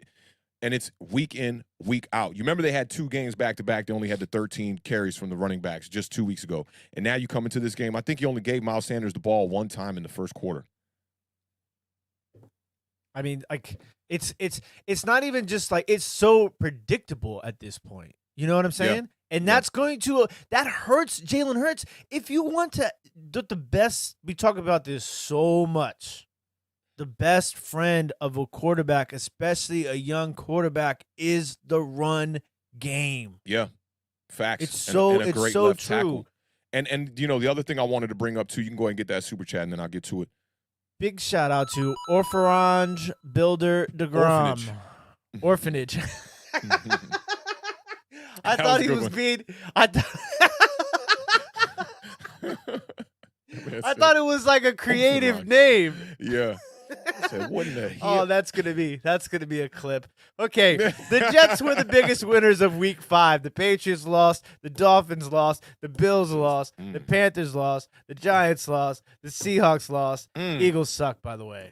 Hey, you see, I almost pulled out that upset with the Eagles, man. If it wasn't for T.J. Watt, T.J. Watt is another man on a mission. Yeah. That's a man on a mission. He single-handedly won them that game. He had the third down stop. And then he had the sack on Geno Smith at the end of the game, strip sack, fumbled the ball, game's over. I need players like that on my team, man. Yeah, I thought I had a couple of those. But what I was going to say is, since the 32 points that the Eagles put up in Week 1 against the Falcons, they're only averaging 19 points a game. They're struggling to put up points. And Jalen Hurts has been pretty decent in the red zone too. But another thing I wanted to address with them is their field goal kicker, Jake Elliott. He is struggling right now. He's now missed 7 field goals of his last 28 kicks. That's 1 out of every 4 you're shanking. I think the Eagles need to go out there and maybe promote a kicker from the practice squad or go out there and sign somebody. He pushed a 46-yarder in this game, wide right in this one as well. So, it's crazy that the Eagles are competing with the Bucs when they're playing probably their worst game of the season. I think it says a lot about the playmakers that they might have on their team. But we can't forget, man, they're a really, really, really young team. I like Devonta Smith. He's had a couple of drops on the year, but I like him. But really, they really don't got no premier A1 wide receiver, and we know there's only one quarterback in the league that can win without a true number 1 wide receiver. His name is Lamar Jackson. That's it. That's it. Ain't nobody else. You find him for me. If you find him, point him out to me. I was going to say, yeah. Yeah, come on. Tell me. I mean, I was going to give you Tom Brady and Aaron Rodgers, but I'm not going to debate with you. Wait, Tom Brady ain't got no number 1 wide receiver? I mean, not right now, but I mean, at times he has not had a number 1 wide receiver. And we're the GOAT. We're going to use the GOAT as an exception to the rule here. But he always had Wes Welker over there, man. Wes Welker was doing damage out of the slot. 90 catches a year. Yeah. I know he don't look like a number 1 wide receiver, though. I give you that. Rashad Bateman, man. We talked about how he was coming back, and he jumped right into the mix for those Baltimore Ravens. He got 24% of the target shares in that game. So, that's amazing. keep an eye out on that. Yeah, he's definitely going to be a baller. But let me get to your Aaron Rodgers thing, too, because a lot of people like to talk about Aaron Rodgers acting like he had one of the greatest 1A, 1B combinations in a long time when he had Greg Jennings and Donald Driver over there. And right after that, don't forget, Devontae Adams was a third wide receiver on that team at one point when he first came in, when they still had Greg Jennings. Jordy Nelson was the number 1 wide receiver in the league. So Aaron Rodgers, got to push him to the side. Tom Brady, I'll give you that one. God, Awthentik is the greatest. Shout out to the Awthentik and the beer production team. They're also, great, big shout out to Tuto for the $4.99 super chat. Says, I've had a bad reputation of ending players' seasons when I'm on the field. Honestly, I don't give a damn because I'm getting paid to destroy any offense on my face. Hey, that's what's up. Tuto out here just laying people out, man. Hey, Tudo, I need to see some highlights, man. You got to email me some highlight clips, man. We love Let to me see know that, when bro. you're playing. We will stream. Yeah, we'll find a way. Maybe we'll do an Awthentik in the Beard live Tudo rugby stream. That would be amazing. I don't know any rugby rules. It would be an absolute, show for sure. I just want to bring up the Philadelphia offensive line is bad too. Okay, I did want to bring that up. And their third downs, they converted 3 third downs the entire game. So, that's – and also, big shout-out to Leonard Fournette. God. I love to see guys like that, just – because I remember watching him in college and being like, this dude is a problem. Yeah. And it just didn't – it had an up and down when he was in Jacksonville. It just didn't necessarily work out. The situation there was always messed up. And it started off hot, Fournette in Jacksonville was a beast for a while. And then it's like they kind of just, lost faith in him. But he's definitely in playoff form, man. Playoff Lenny out here balling. He finished with 80 total yards in this game and a touchdown. He's just been week to week just producing, man. And I like what I'm seeing out of him in the passing game too, man. Yeah, he's everything right now, for sure. I saw somebody talked about Alex Hobson, who I don't know if I've seen Alex Hobson in the chat before, but salute to you. Said, what about Edelman? He was great for a while too. Facts, definitely, big facts on that. And then you can't forget Randy Moss, he went crazy, and then the Giants beat them in the Super Bowl, and the rest is history, man. Bobby Boucher came back at halftime. But that's really all I got for this Bucs-Eagles game, man. Who do the Eagles got coming up next? Let me pull up their schedule. It up. Wow. That's why we got the schedules.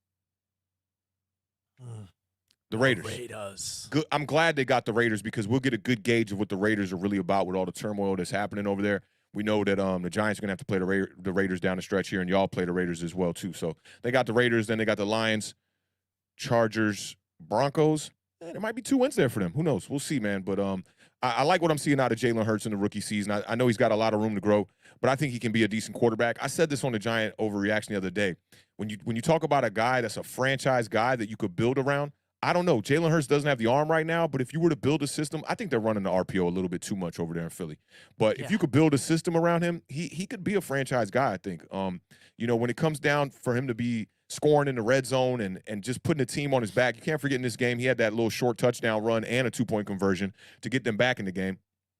I like what I'm seeing out of the kid. When it's time for him to try to win, he does that, and I like that. That's what I look for in a franchise quarterback. But the odds being, a lot of franchise quarterbacks, you might see a little bit of smoke early on, but there's only a few franchise quarterbacks for me in the league right now. Lamar Jackson, Deshaun Watson when he's healthy, obviously. I think Josh Allen has turned himself into a franchise quarterback right now, and he's a good example of somebody who it started off kind of slow for Josh Allen. I talked about this on the Giant Overreaction a little bit too, where first 2 seasons, Josh Allen didn't even have a 300-yard passing game. His completion percentage was under 60% both those years, 52 and 58 the next. I think it's a great comparison too because they, and that was one of the ones that I was using when I was, talking about Jalen Hurts on Twitter this week was, just it's not. I'm not trying to compare Jalen Hurts the quarterback to Josh Allen the quarterback, right? But the situation is similar. Yeah. Obviously Josh Allen is definitely mobile. Jalen Hurts is better running than Josh Allen. Josh Allen has a stronger arm than Jalen Hurts. Facts. But there are some similar styles of play. The accuracy was a big problem with Josh Allen, entering the league. People just like Jalen Hurts. So I just think that, let's take a page out of that book moving forward. Yeah, for sure. And last thing on Josh Allen. when they signed Stephon Diggs and they got him the weapon, and now you're seeing it with Emmanuel Sanders, who is just I love what I'm seeing out of Emmanuel Sanders. He's a true baller. But when they signed Stephon Diggs, the first season, Josh Allen comes out his third year, and he starts the year off with 3 straight 300-plus yard games. So, you get the guys some weapons. It's clear over there in Philly. Philly has surprised me that they're even in the position they are right now with 2 wins already in the year, entering week 7 now we're about to enter. It's surprising to me because they really don't got no weapons. Their roster looks really bad on paper. You look at the wide receiver core. Now they traded away Ertz to the Arizona Cardinals. They only got 1 tight end left over there. They just don't look like a solid team. You don't know where the plays are going to come from. And when you see somebody like a Quez Watkins, having a game where he has 2 catches for like 100 yards almost, that was a couple weeks back, and making a big play, it's almost like it's a surprise because you don't know where the plays are going to come from outside of Jalen Hurts. So I still got a lot of faith in Jalen Hurts. I think he can get it done. I like the way he just handles business. Lose the game, on to the next thing, man. Yep. Facts. So let's put a wrap on that one, man. Let's take a quick little commercial break. Come back, knock out this. We got a lot to talk about with the Chiefs and the Washington football team. We got a lot to talk about with the Rams and the New York Giants. Even I already did 3 hours on the Giants. I could give you another 4 or 5 more hours on the Giants. But let's take this commercial break, man, and then we'll be right back with the Washington football team game. Your wide receiver on IR? Oh, shucks. Your running back keep fumbling every week? Man, damn it all. Well, come chop it up with your boys. We are waiver wire tight. Awthentik in the Beard. Every Sunday morning, streaming live at 11 a.m.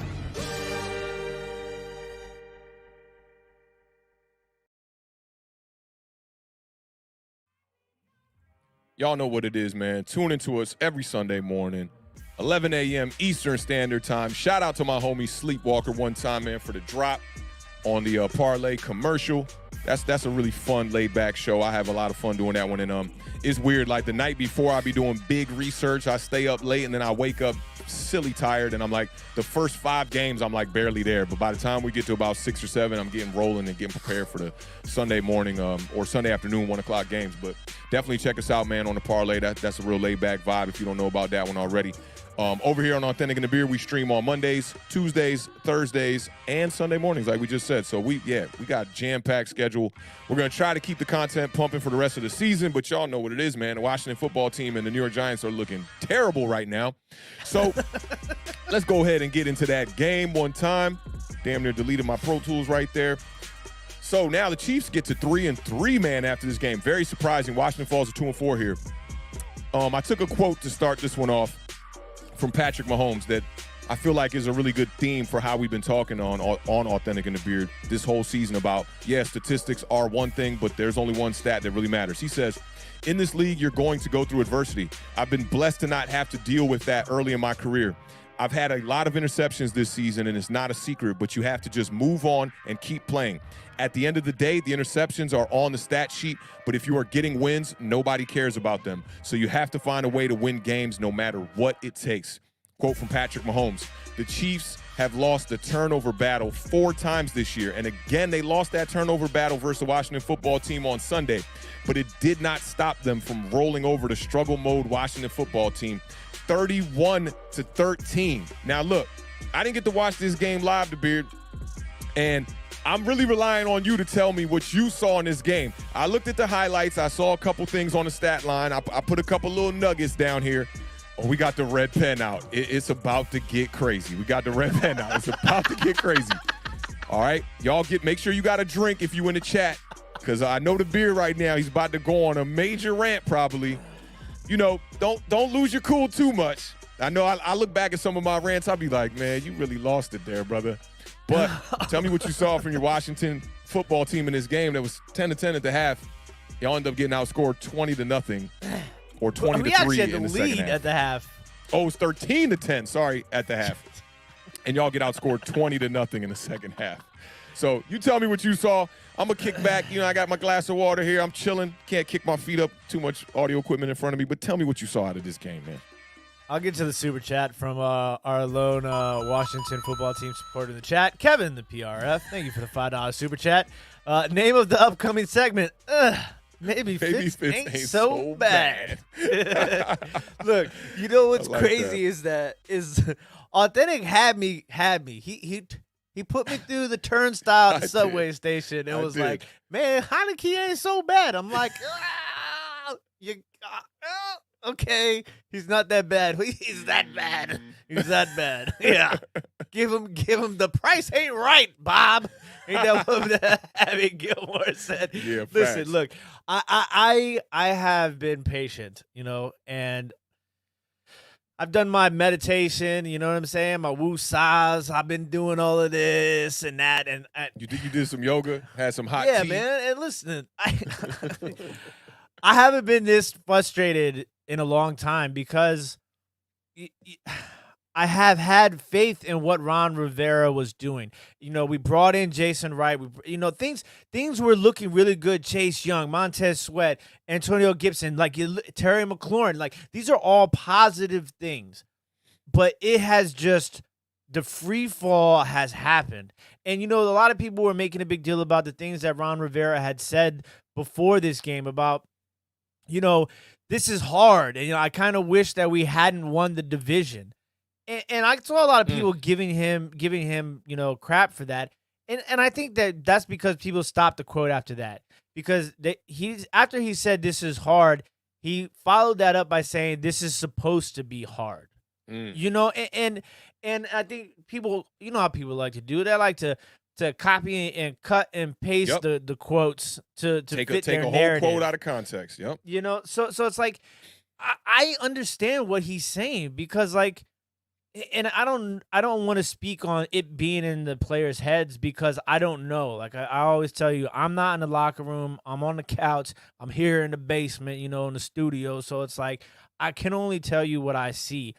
And to me, it is so bad right now. So bad. And it's because I hate to say it, and I ain't gonna be. I'm not there yet. I'm not gonna say fire Ron because we have to remember that we are in rebuilding mode. No matter how anybody wants to look at it.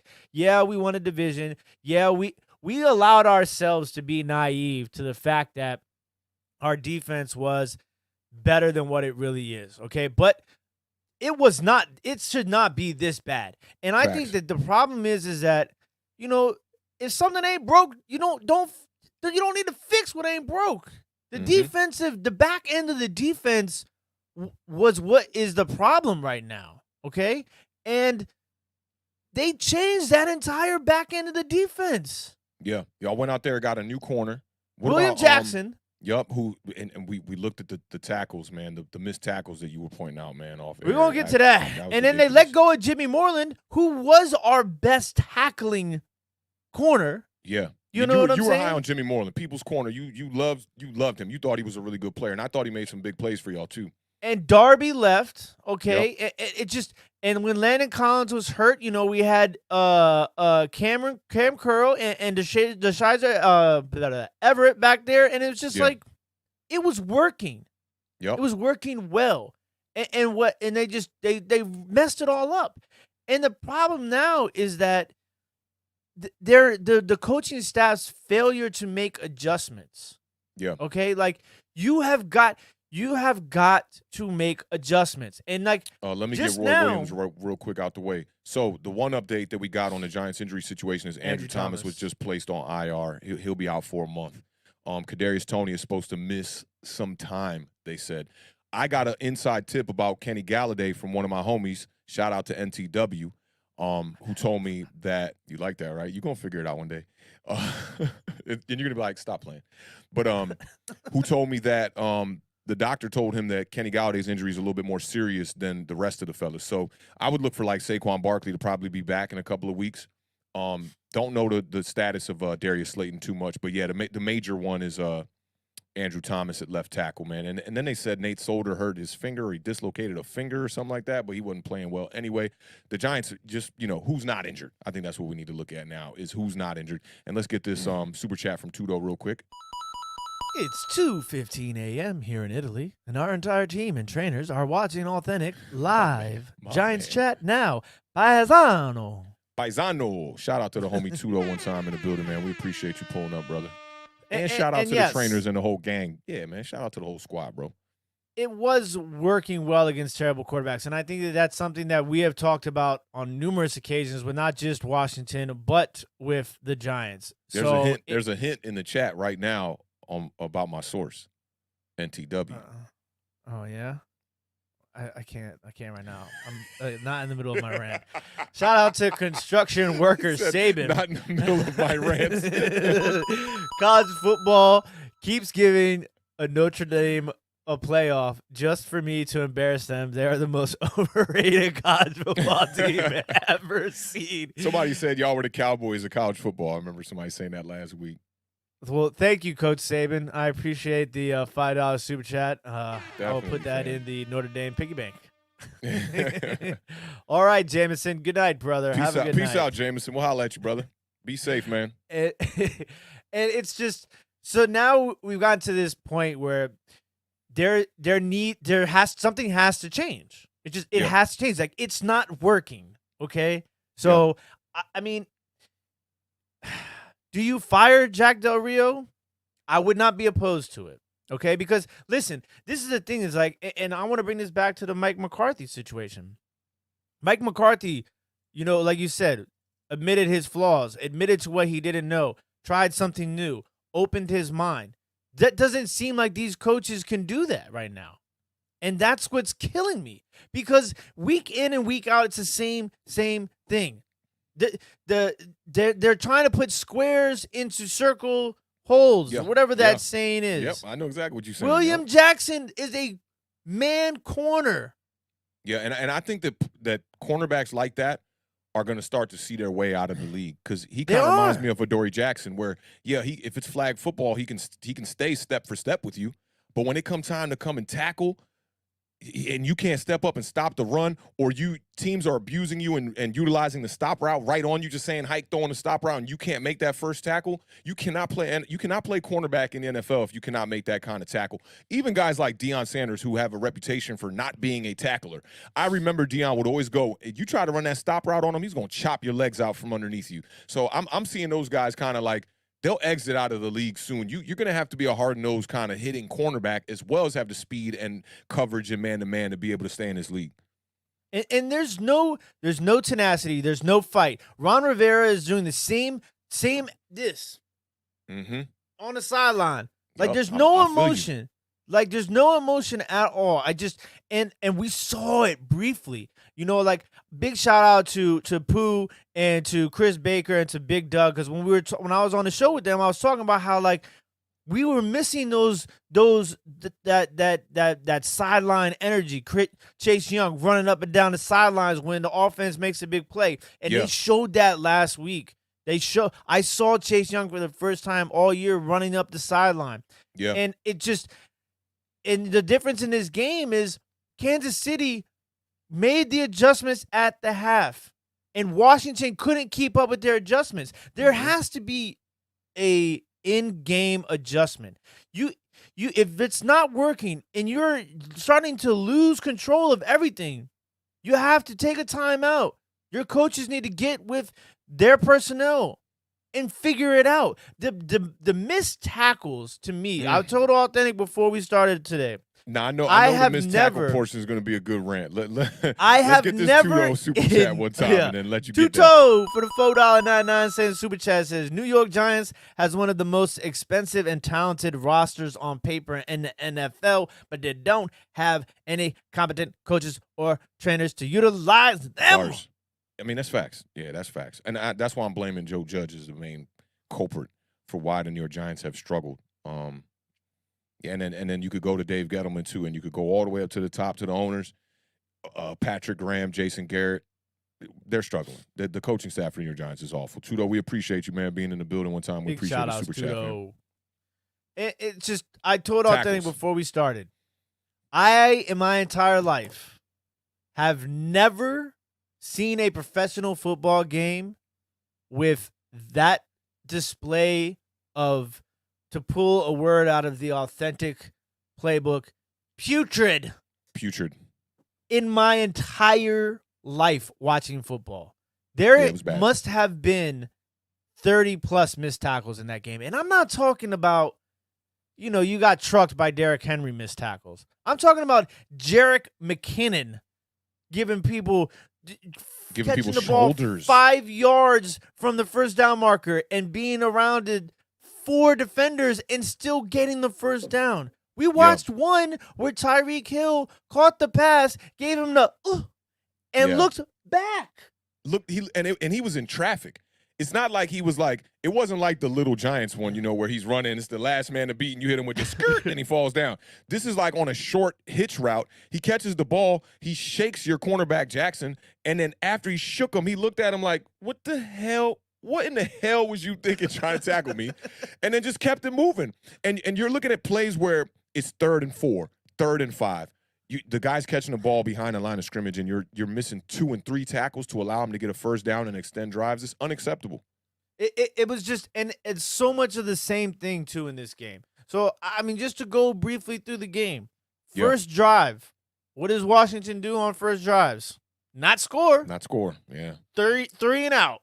So, 3 and out are one of our best players year in and year out. Mr. Trustway pins him.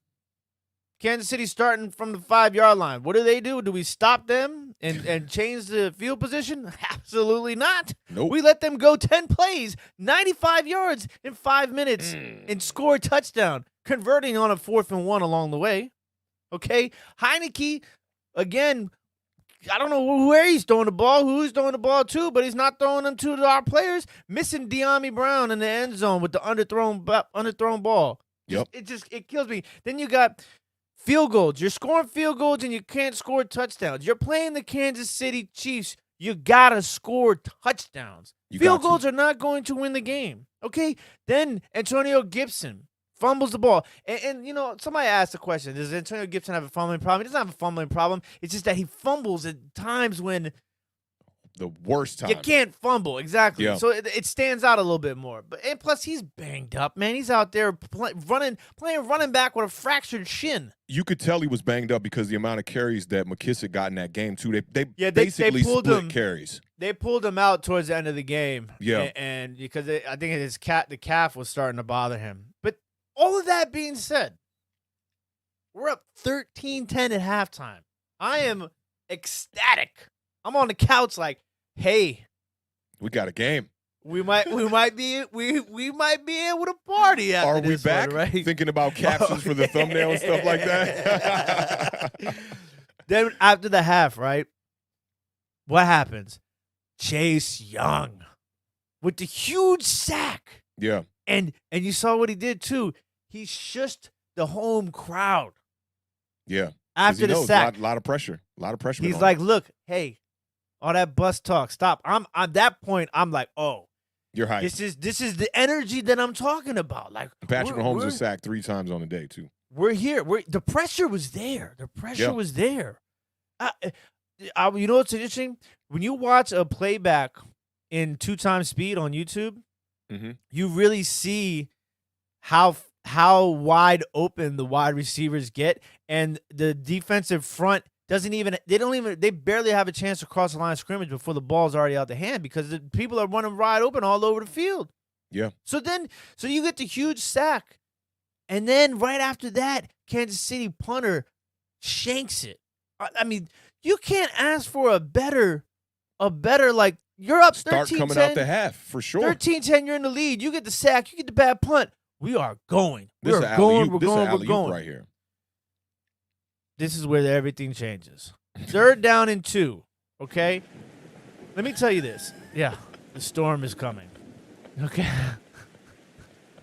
3rd down and 2. Scott Turner calls a bubble screen 4 yards behind the line of scrimmage to Adam Humphries. What?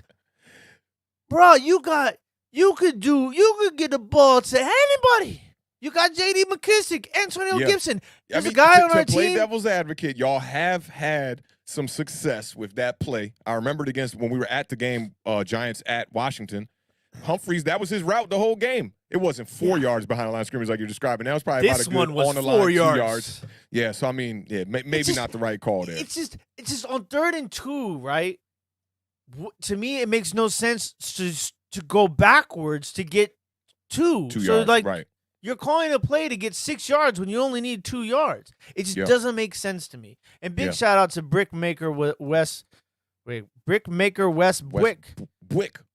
Yo, that's with the like, $2 super chat. He spelled that like he was Daffy Duck, like Bwick. Brickmaker West Bwick. The Jets are RG. Right guard from having a legit O-line. W. I ain't gonna front. I don't pay attention to the trenches as much as I should anyway. I definitely haven't been paying attention to the trenches with the Jets. And the Jets, they're never on red zone. So I don't get to see them a lot because they're never scoring touchdowns. So I don't get to see the Jets a lot. But shout out to the Jets. I don't know if Brickmaker is a Jets fan, but shout out to the Jets, man. And I think that's my first time seeing Brickmaker West Bwick. I like that name in the chat, man. So we appreciate you pulling up, brother, and we appreciate the super chat one time. Shout out to the Brickmaker. Yes, so 3rd and 2, Adam Humphreys, 4 yards behind the line of scrimmage, bubble screen. After the greatest possible outcome of everything that happened so far could have possibly happened, that's what you call on 3rd down and 2. Literally, completely killed the momentum of the entire game. Followed up by a Dustin Hopkins kick because we didn't get the first down. And what does he do? Boom. That's what he does. The sidebar, misses it. Next thing you know. I'd have fired him after the Giants game, by the way. He would have made the kick, and I'd have been like, yeah, you're the first kicker to get fired after making a game-winning kick. Get out of here. Get your stuff. See you later. After that, it's 21 unanswered points. We can't do anything else offensively, defensively, and that's it. I mean, Kansas City, 11 of 17 on 3rd downs. 1 of 2 on 4th down. I thought that was interesting. You got to find a way to be able to stop them on 3rd down better than that. In a first half where y'all contained them. And got to bring up this super chat one time from the homie, NTW. Nick the Wick. Hint, Tim.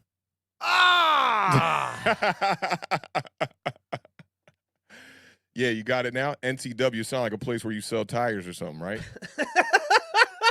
Shout out to NTW in the building one time, man. We appreciate you pulling up, man. Good luck with the rest of your season too, Nick. Definitely want to see you keep throwing them pancakes out there like I have. I've been seeing them highlights, bro. You balling out, man. Big shout out to Big Pat in the building too. Hey, Big Pat in the building, man. I'm supposed to be on Big Pat channel tomorrow, man, at 9 o'clock p.m. Eastern Standard Time, man. So make sure y'all pull up. If you're not subbed up to Big Pat, make sure you sub up to Big Pat. We got 48 in the building still right now. If one of y'all ain't subbed up to Awthentik in the Beard and you constantly hear every week, maybe you don't got a YouTube account, something like that, man, go out there and make yourself a little Google account, man. Sign in, hit that little thumbs up right there. You know what I'm saying? Just like this right here. And, hit that subscribe button, man. We do this just about 4 times a week. We about to probably add some more content because we about to get some Washington overreactions here in a minute once y'all. The way things are going. The way things is going for show, man. So we appreciate everybody in the building one time right now. You already know Giants Nation is in the building. And the last thing I'll say about this game is it literally they did everything I said not to do to win the game. I got some notes here about your game plan. I brought up, you talked about this last week. You said Taylor Heineke has to throw the ball under 25 times. What did he do? 39 passes for 39 times. You said that Terry McLaurin was going to go over 100 yards. Nope. That didn't happen.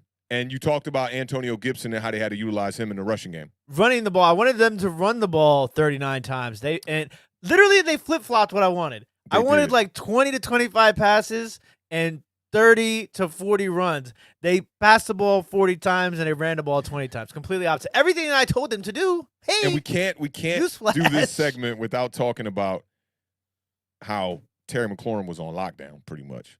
This was probably his worst game of the year. 4 catches for 28 yards. He had his first drop of the season too on a critical 3rd down. That's tough coming from a guy who doesn't drop the ball, but it's bound to happen sooner or later. We knew that he was coming in this game banged up because he didn't practice all week. Had to, I think it was a quad quad or hamstring. But yeah, it's frustrating. Like when I go back over it, I'm like, dude, we were winning. We were beating the Chiefs 13-10 at the half, and like it wasn't even like they came out the half and crushed us. Things were still going our way at the end of the half. Yeah, had some and then time 21 to get it together. unanswered points. It's horrible. Yeah, that's hey, tough, shout out to Brickmaker West Wick for the $2 super chat. Sounds so Says, dope. "God rep my boy Wusu Westwick." Oh, Westwick. Whoa, Wussel Westwick. Wussel. Wussel Westwick. Hey, look, when I first saw that, I was like, who in the hell is Wusu Westwick? And then I was like, LAL, who does he play for? Wussel Westwick. I like this game. Gotta rep my boy. Russell salute Westwick. to Brickmaker I'm gonna Westwick carry one time. LAL Lakers. That's like a suffer and suck. It could be like who was the Looney Tunes character that said suffer and suck? Elmer Fudd, I think that was. It's like Elmer Fudd, Daffy Duck vibes right there. Succotash. Suffer and succotash, a good Westwick. What's a Westwick? It's like baby talk. I like that, man. Shout out to Brickmaker one time in the building. I'm running. Russell Westwick is in a couple of my my fantasy lineups tonight. So yeah, let's go Russell Westwick for the win. It sounds so crazy, yo. Shout out to homie Benny in the building. Says playing like trash. Yeah, we're playing like basura. That's pretty much true. And then shout out Marjorie, discipline. This sounds like something that Mr. McClain would have made us write out when we got in trouble during recess. 5th grade, Bart Simpson discipline. vibes. When a man is sufficiently motivated, discipline will take care of itself. Sir Alexander Patterson. Marjorie out here dropping bars, big bars. Shout out to Marjorie in the building. 4 quarters in the somebody game. said it was Sylvester the Cat. Joel says it's Sylvester the Cat. He talked like that too. Yeah, that's facts, yo. Daffy, yo. We got big Looney Tune vibes right now on Authentic in the Beard, yo. Y'all know what it is. Shout out to the life of JT.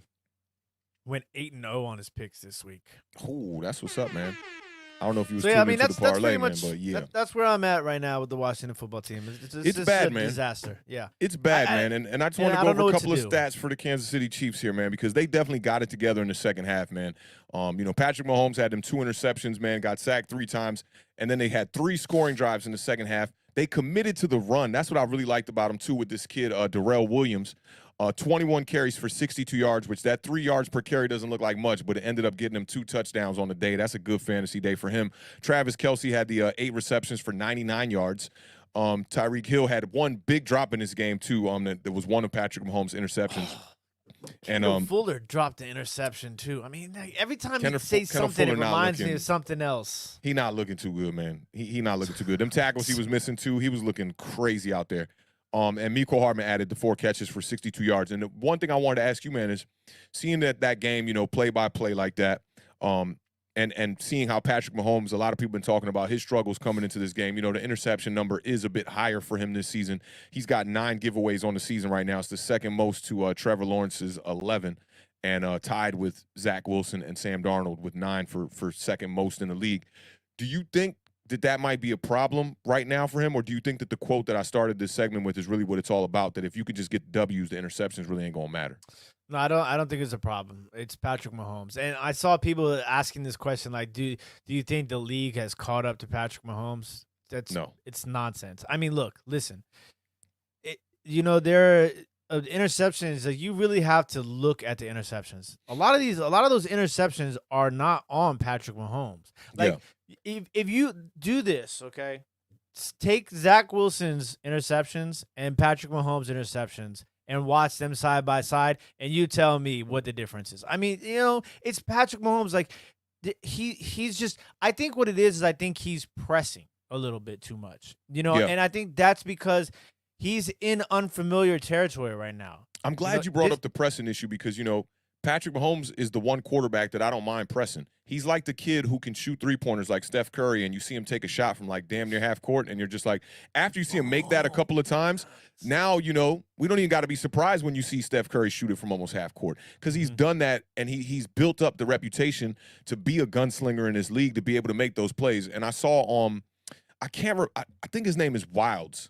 He's one of the analysts on TV, and he was on with Nick Wright earlier, and he was talking like, it's such a horrible interception from Patrick Mahomes. You know, the one where he bobbled the snap, then tried to kind of get it together, and then when he tried to throw it, he lost it off his hand.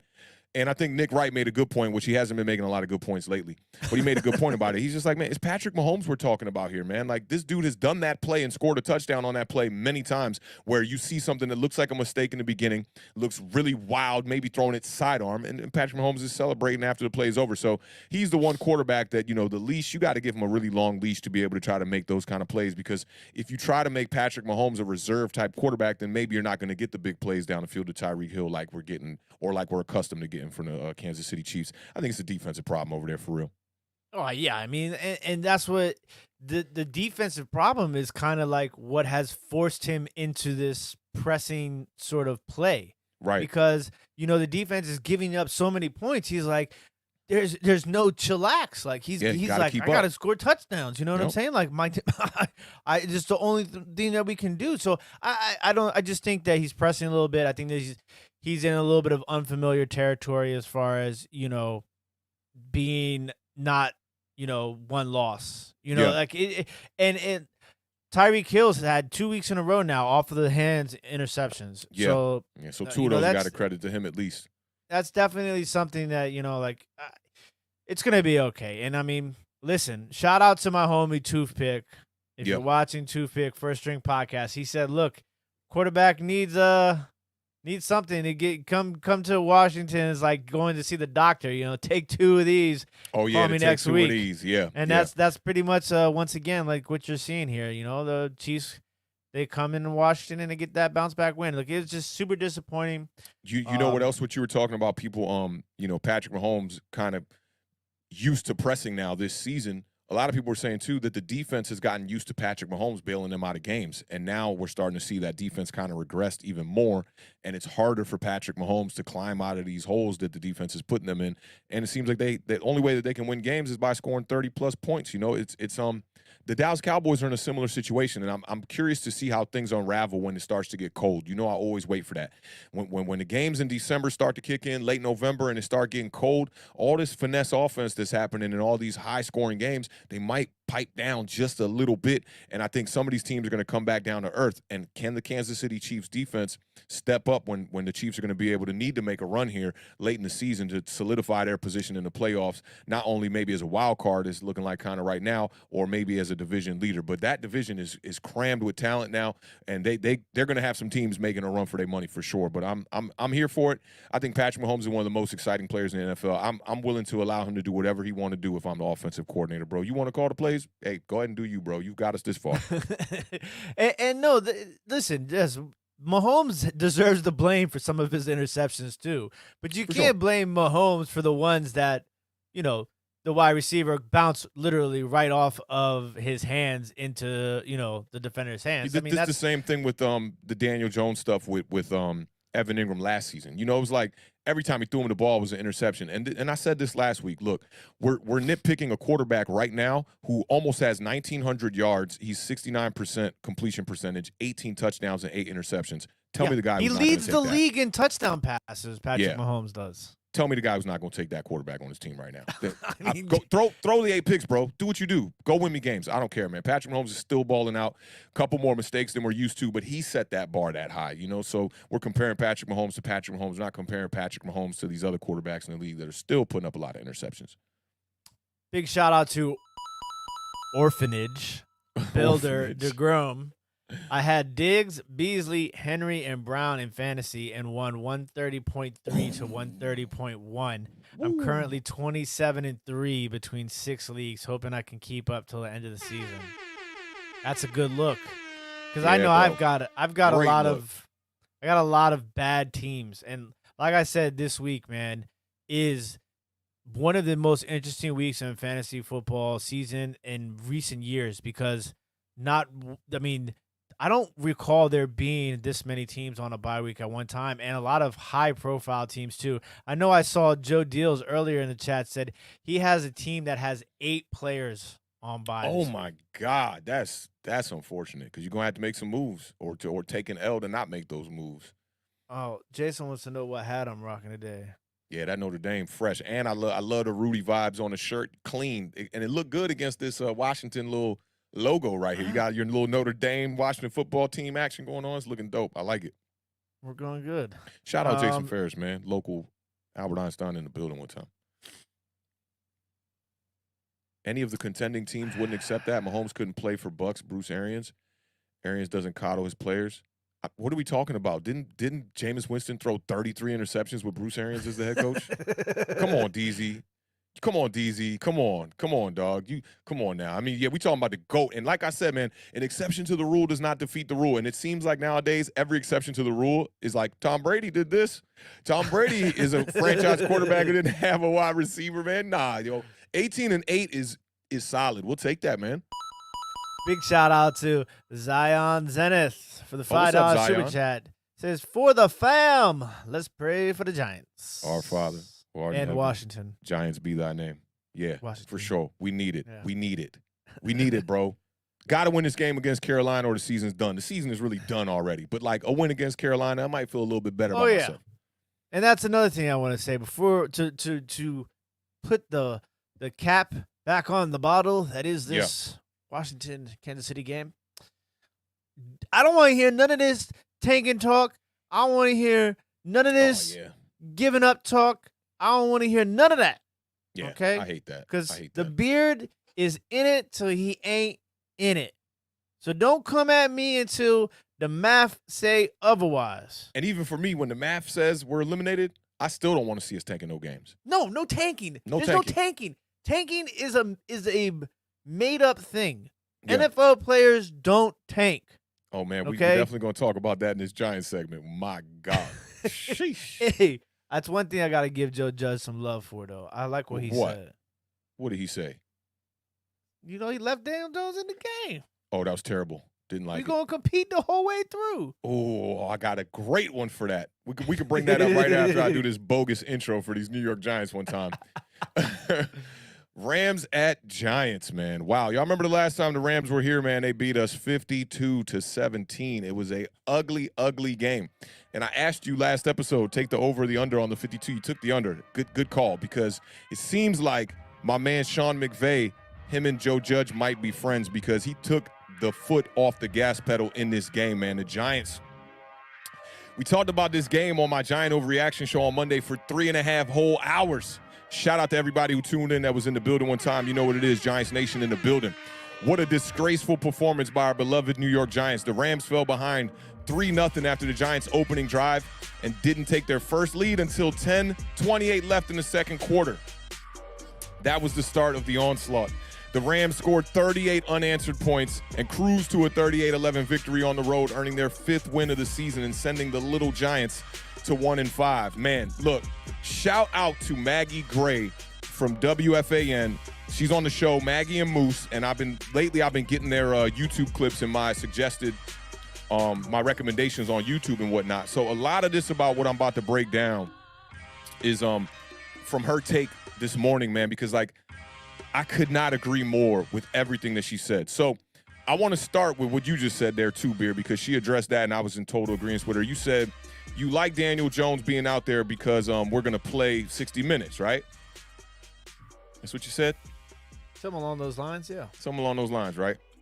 So why didn't they play Daniel Jones in the preseason then? If it's about getting reps and playing 60 minutes, when you blown out in a game here where the Rams scored 28 points in the second quarter, okay? That game is out of reach by the time you come out of halftime. But is it? Can't you score 28 points in a quarter like they did? Not when you talk. Did you see that offensive line that was out there? I did.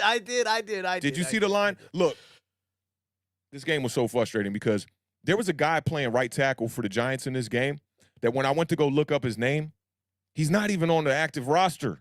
His name ain't even on ESPN listed as a player. I forget his name. But he was playing right tackle. They moved Matt Pert to left tackle. This offensive line looked – you talked about the worst tackling you ever seen in a game.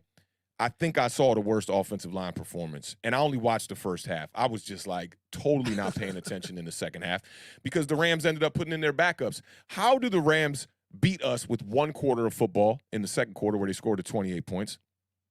38 went unanswered in this game. And the Giants play 4 full quarters, and we were outscored by the backups in the second half. The backups outscored us 10-8 in the second half. I don't get it. Now, Joe Judge had to challenge his team at halftime to play hard in the second half where he was going to see what the culture was made of.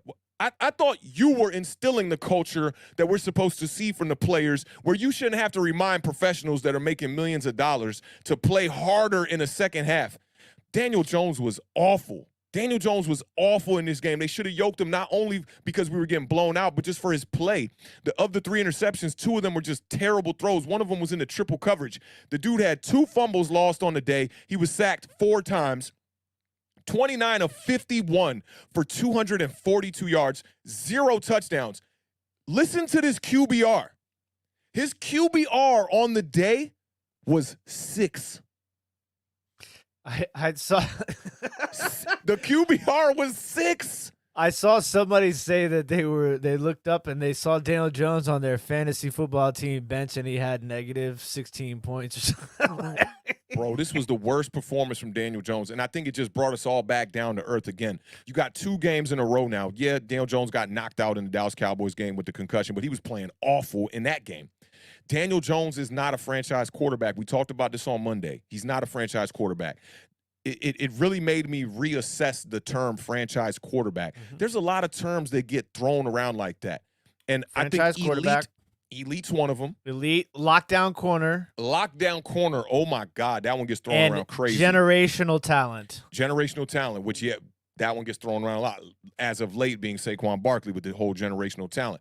Now, my thing is, you shouldn't have to convince players on your team to go out there and put out more effort in the second half where you're getting blown out. We talked about this because people like to question effort. Now our head coach questioned the effort of his players on the field. So what does that say about the head coach, the guy who preached discipline, the guy who preaches mental stamina and toughness? We're going to punch people in the mouth for 60 minutes. So if you're going to punch people in the mouth for 60 minutes, there's no reason for Daniel Jones to be out here in this game if he is the franchise quarterback that they all, Joe Judge, Dave Gettleman, and all of them are talking about. Daniel's the guy, right? If he's that guy, then in preseason he should be getting more snaps and getting more reps with the guys he hasn't even thrown the football to before the regular season. So be pot committed is my thing, right? Like don't play flip-flop with me. Don't tell me you're trying to reserve Daniel Jones for the regular season as if he's had enough reps, and then when a team is getting blown out like 38-3 or whatever it was, you still got your starting quarterback in the game with an offensive line that you failed to build. And so, all right. So, like, maybe the way that you present it, right? The ideology behind it, I understand and I like, but it is kind of illogical to leave him out there, behind that, that line. Band-aid on a bullet wound offensive line. Because and McVay did him a favor. Especially after the concussion situation, too. Right. So, yeah, I think and then Powell in the 4th and 1. Powell in the 4th and 1 early on in that game where they go for it on 4th and 1, and we don't get it. And you run a quarterback sneak with a quarterback who literally – and I know the concussion was not one of the more serious concussions from all the reports I got from NTW, and now they confirmed it. Daniel Jones passed all of the concussion protocol tests during the Cowboys game, so he could have came back in that game. But the way that he was all wobbly and woozy, like he took 10 shots of Jameson and had 5 IPAs, they were like, man, we can't put you in the game slurring and whatnot, sounding all crazy. So I get it. But at the same time, it's like, just commit. If you're going to be a team that's going to smash people for 60 minutes in the game, do it. Be consistent with that. But then when it's the 4th quarter and Sean McVay literally gives you a layup and says, yo, I'm about to put in all the backups. And the backup, I'd never heard of that backup quarterback. I don't even remember who it was. He played at the end of last year. He almost won took him to the playoff game. What's his name again? Wofford. Wofford. Wolford. God. Wolford. Okay, so yeah, even with all that, I still don't remember him. Now, the stands emptied out at halftime. They did the anniversary ceremony of the 2011 Super Bowl team. All the players out there, Coach Tom Coughlin's back and whatnot. But guess who wasn't seen? Guess who wasn't out there on the middle of the field? The damn owner of the team. Because last time he went and showed face, they booed the hell out of him. So now he's scared to show face. I saw 27, the homie Will, posted an old Dave Gettleman interview right before the season where Dave Gettleman said, losing games as a GM and as a head coach is like wearing a tutu on a tightrope or something, right? I cannot wait until we get to the offseason to see, one, if any of them are still here. Two, if they're still here, I want to see the BS that they got to say, that how they going to lie to the fans again and tell us what they're doing that is not working. It's a disgrace that no one is even in the stadium in the second half of that game, man. Yeah, everybody dipped out. That during a ceremony for the 2011 Super Bowl team. Now, I don't know what happened in Washington this week when you guys start getting blown out. If on the day of Sean Taylor's jersey retiring, everybody decides to dip too. But you got to be wasn't even there to begin with. They really weren't even there to begin with. But you got to be putting up a horrible performance for everybody to walk out on a Super Bowl celebration. Big shout out to the homie Benny for the $4.99 super chat. Says Washington football team and Giants got brought back to a flat earth. That reminds me of a conversation I had yesterday. Wow. Yeah, we definitely got brought back down to a flat earth. This is like, I don't get it. Shout out to the homie Jason Ferris. Man, we ain't never had no 77777. I like this one. Shout out to Jason Ferris for the $7.77 super chat. That's got a good tone to it. $7.77 super chat. That sounds like I'm rapping. Do y'all think Washington or New York Giants are better than the Lions? Yes and yes. I'm not sure, to be honest. Good night, gentlemen. And I thought it said good night, Gettleman. I'm so focused on Gettleman being out of here. Peace out to you, Jason Ferris. With the New York Giants right now, I think the Lions are a better team. Simply because of the injuries. You know, I think with the Giants having a healthy team, they're a better team than the Detroit Lions. I think Washington is also a better team than the Detroit Lions too. I mean, the Lions are really bad. They're talking about benching Jared Goff. You know, a couple weeks ago, I was like, the Lions have all this fight and, you know, things that they've gotten worse. They have, man. And I heard a couple little rumors going around about them maybe trying to get a wide receiver over there, and people were saying maybe Odell Beckham could get traded over there. I hope that's not the case, man. I don't want to see Odell Beckham in Detroit. I'm going to keep it funky. Odell Beckham, he does not deserve that. Y'all going to send my man to Alaska twice. Yeah, right. Hey, shout out to Cardinal Rule one time in here, man. Them Arizona Cardinals, man, still trucking. Undefeated. Still doing their thing, man. But you know, in this game, man, I talked about this too. You know, the Giants were outscored by the backups 10-8. That we're not ready, man. We just not ready. And especially when you have the left tackle go out. Andrew Thomas is now expected to miss a month of time. Nate Solder had a finger injury in that game. He's awful when he's healthy. Will Hernandez is out there doing nada. Billy Price, you know, we're too banged up on that offensive line. And not only are we banged up on the offensive line, they didn't address the offensive line. I saw Keyshawn Johnson said today that the Giants should have went out there and got 2 offensive lines the way that offensive line was playing last year. You should have went out there and spent big money on that offensive line. Instead, they don't. And now you had one game where it looked good, where Andrew Thomas was healthy, with Nate Solder at the right tackle against the New Orleans Saints, where we looked like the roster we should be, you know, where Kenny Galladay's doing his thing, Kadarius Toney out there doing his thing. And in this game, you see Kadarius Toney go down. So now you got Galladay, Saquon, Andrew Thomas, Kadarius Toney, who's going to miss some time, Darius Slayton, all injured, man. You know, but here's the thing. We can't sit here and blame this on injuries. The Giants were 0-3 when they had everybody healthy. They were trying to get Saquon right, and they were still losing games. We gave $72 million to Kenny Galladay. He's an injury-prone wide receiver. This is why I can't stand market value. You got to go out here and look at these players. We gave Odell Beckham $90 million when he was coming off an injury. And then traded him. It really makes no sense. So, like, when it comes to the cap and when it comes to how we're going to spend money, you can't keep bringing in players that are not productive and are injury-prone and keep paying them the market value bag, because it's not worth it in the end. Now the Giants are in cap hell entering next season, and we're 1-5 right now. Could be 0-6 right now. For real, we had a miracle comeback win against the New Orleans Saints, down by 11 points with 7 minutes left in that game. Sterling Shepard is the only piece on this team that is consistent, and the one thing that he can't do consistent is stay healthy. He gets hurt every season. But he had 14 targets in this game, 10 receptions, 10 catches, 76 yards. My thing is, like, with all these wide receivers banged up, Galladay, you talking about 3 of your top 4 wide receivers are hurt and not able to play. Why is Evan Ingram and Kyle Rudolph not a factor in the game? It doesn't make any sense to me. What's his name? Dante Pettis had 11 targets in this game. Why are we targeting Dante Pettis 11 times? He had 5 receptions for 48 yards, and he had 2 drops in the game. Kyle Rudolph got 2 targets, had 1 reception for 8 yards, man. We paid that dude $10 million. He's done nothing. Do you know off the top of your head how many routes they actually ran? I'm not sure because I only put down the key stats. I wonder if 51 throws though, bro. Yeah, 51 throws. I'm wondering if they were because of how bad the offensive line was, that they were just basically having to leave the tight end in to block more than they were able to run routes because they literally had to have an extra blocker. That's more reason if you don't got time to try to find quick hitting routes to people. We didn't see the screen ran a lot in this game, and I don't know if that's because Saquon Barkley was injured, but we didn't see the screen ran a lot in this game. This was the worst performance by the New York Giants offense all year long, and it looked like games from last year, if you know what I'm saying.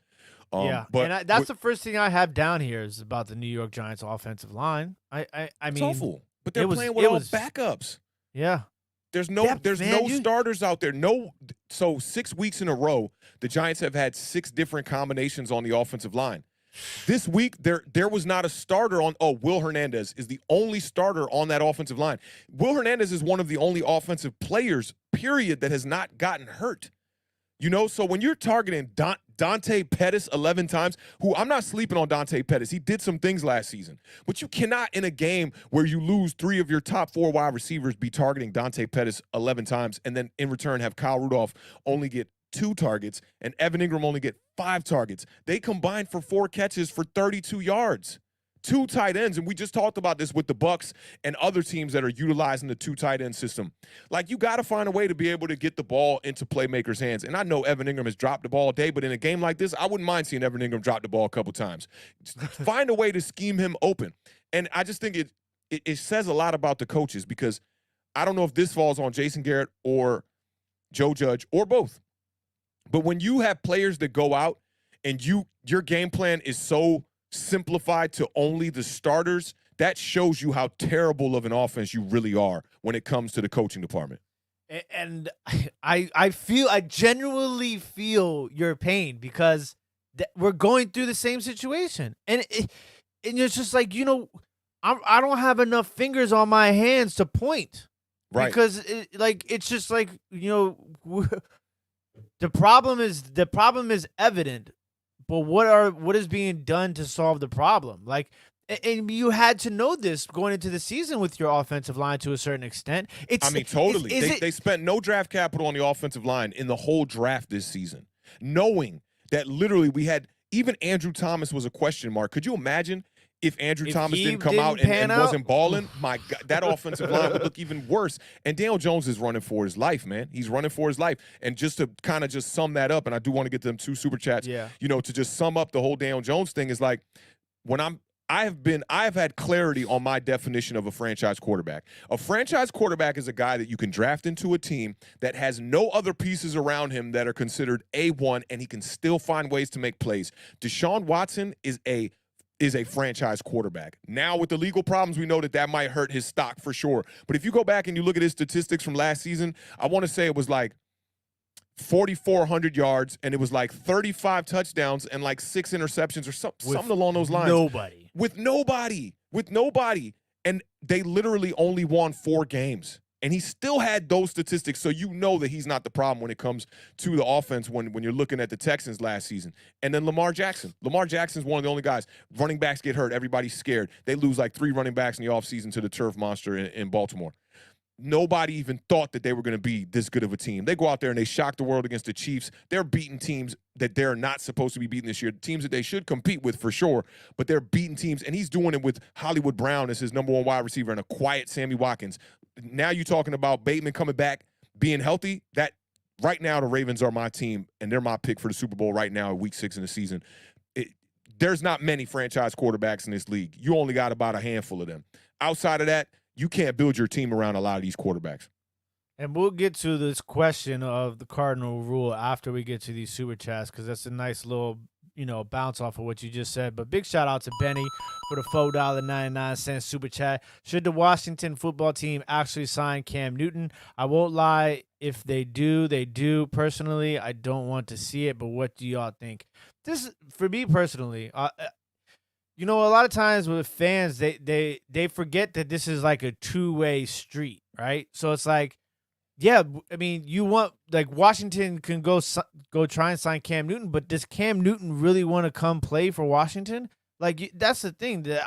In my mind, I wouldn't be opposed to it. At this point, like, anything that's different than what's happening now, but, like, Cam Newton ain't playing corner. Cam Newton ain't playing middle linebacker. Cam Newton ain't playing safety.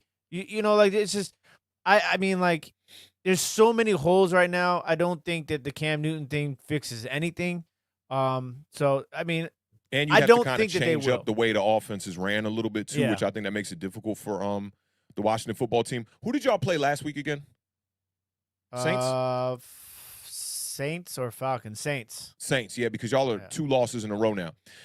And previous to those 2 games, Taylor Heineke was showing that he could put up more points than a guy like Ryan Fitzpatrick. So, I mean, I do think that the quarterback it's not like, he's not going to win you a lot of games. He's not going to lose you a lot of games. He's not the difference maker for sure. But I don't think with Washington the biggest problem is quarterback. I really don't think that. It's definitely an issue, but. It's an issue, yeah. And you got a lot of issues on a team that's only got 2 wins. There's a lot of issues. But I think, quarterback is probably like 4th down the line, maybe, or, 3rd or 4th down the line as far as the biggest problems over there with Washington. I think there's a lot of coaching problems, and that defense is just not what we thought. Yeah, but I mean, hey, if Cam Newton wants to play linebacker and play quarterback, go two-way like Chris Kelly back in the day at Seneca Valley, I mean, sure, he can maybe play field goal kicker, too. You guys need a kicker over there, too. Big shout out to Kathinji Kanoti for the $5 super chat. Says Talking Giants O-line report was shocking. With Thomas out, DJ will be running for his life. So welcome back to the curls and sticks concept. You know what I would do with the Giants going into this game? I would keep a tight end on that left side. And I would just allow Daniel Jones to read the front side protection and try to make his moves off that, because right now we're starting to realize that the biggest problem with Daniel Jones when it comes to the turnovers and the fumbles is blind side. He just does not feel that pressure. And having Andrew Thomas there as a security blanket that he didn't really have to look over his shoulder, that was when you saw Daniel Jones at his best in the first 4 games of the year. But now, once that left tackle turned into Nate Solder, then turned into Matt Pert, it was like – my man had no time in the pocket. And one little nugget that I got from Bobby as well, from Talking Giants, there was one throw of over 20 yards in the whole game for the Giants. So that go to show you that they weren't getting no time. Had no time to throw the ball. And it's unfortunate, too. The Tony thing just kills me because he literally, as soon as he stepped onto the field, it was just like magic was happening between him and Jones. Straight up dynamite plays right off the bat. First drive. Looks like we're about to score a touchdown. I'm looking at the game like, I mean, bro, I mean, the mirrors of Washington and New York Giants are pretty crazy. Major. Because if you think about it, it's like you guys were in that game, that first quarter, the way that things were being played. Yeah. Obviously, the red zone, failure in the first quarter was hurtful, and then the second quarter, it was just like the turnovers, and it happened so fast in the short field with the Rams. It just. That was it. That one quarter was pretty much the game, and it's just like Washington, like we're in the game. And then all of a sudden it's like, we're not even not in the game. We're getting the socks blown off of us. You know what I'm saying? So it's kind of crazy. Cardinal rule real quick. Yeah. Who do you think the 7 playoff teams in the NFC when everything is said and done? Okay. I know there's a couple we're going to share for sure. So let's go Dallas. Dallas, yep. Rams. Yep. Packers. Bucks, Packers. So those are our 4 division winners. Those are the 4 division winners right there. Who did we say Cardinals? No. So the Cardinals might win the division. Whoever don't win it, the Rams will be the first wild card. So there's 2 other wild cards. That's where it gets interesting. That is where it gets interesting. Go Washington and New York. Done. Tune in next episode of Authentic in the Beard. Thursday, we're doing our preview. No, I'm just playing.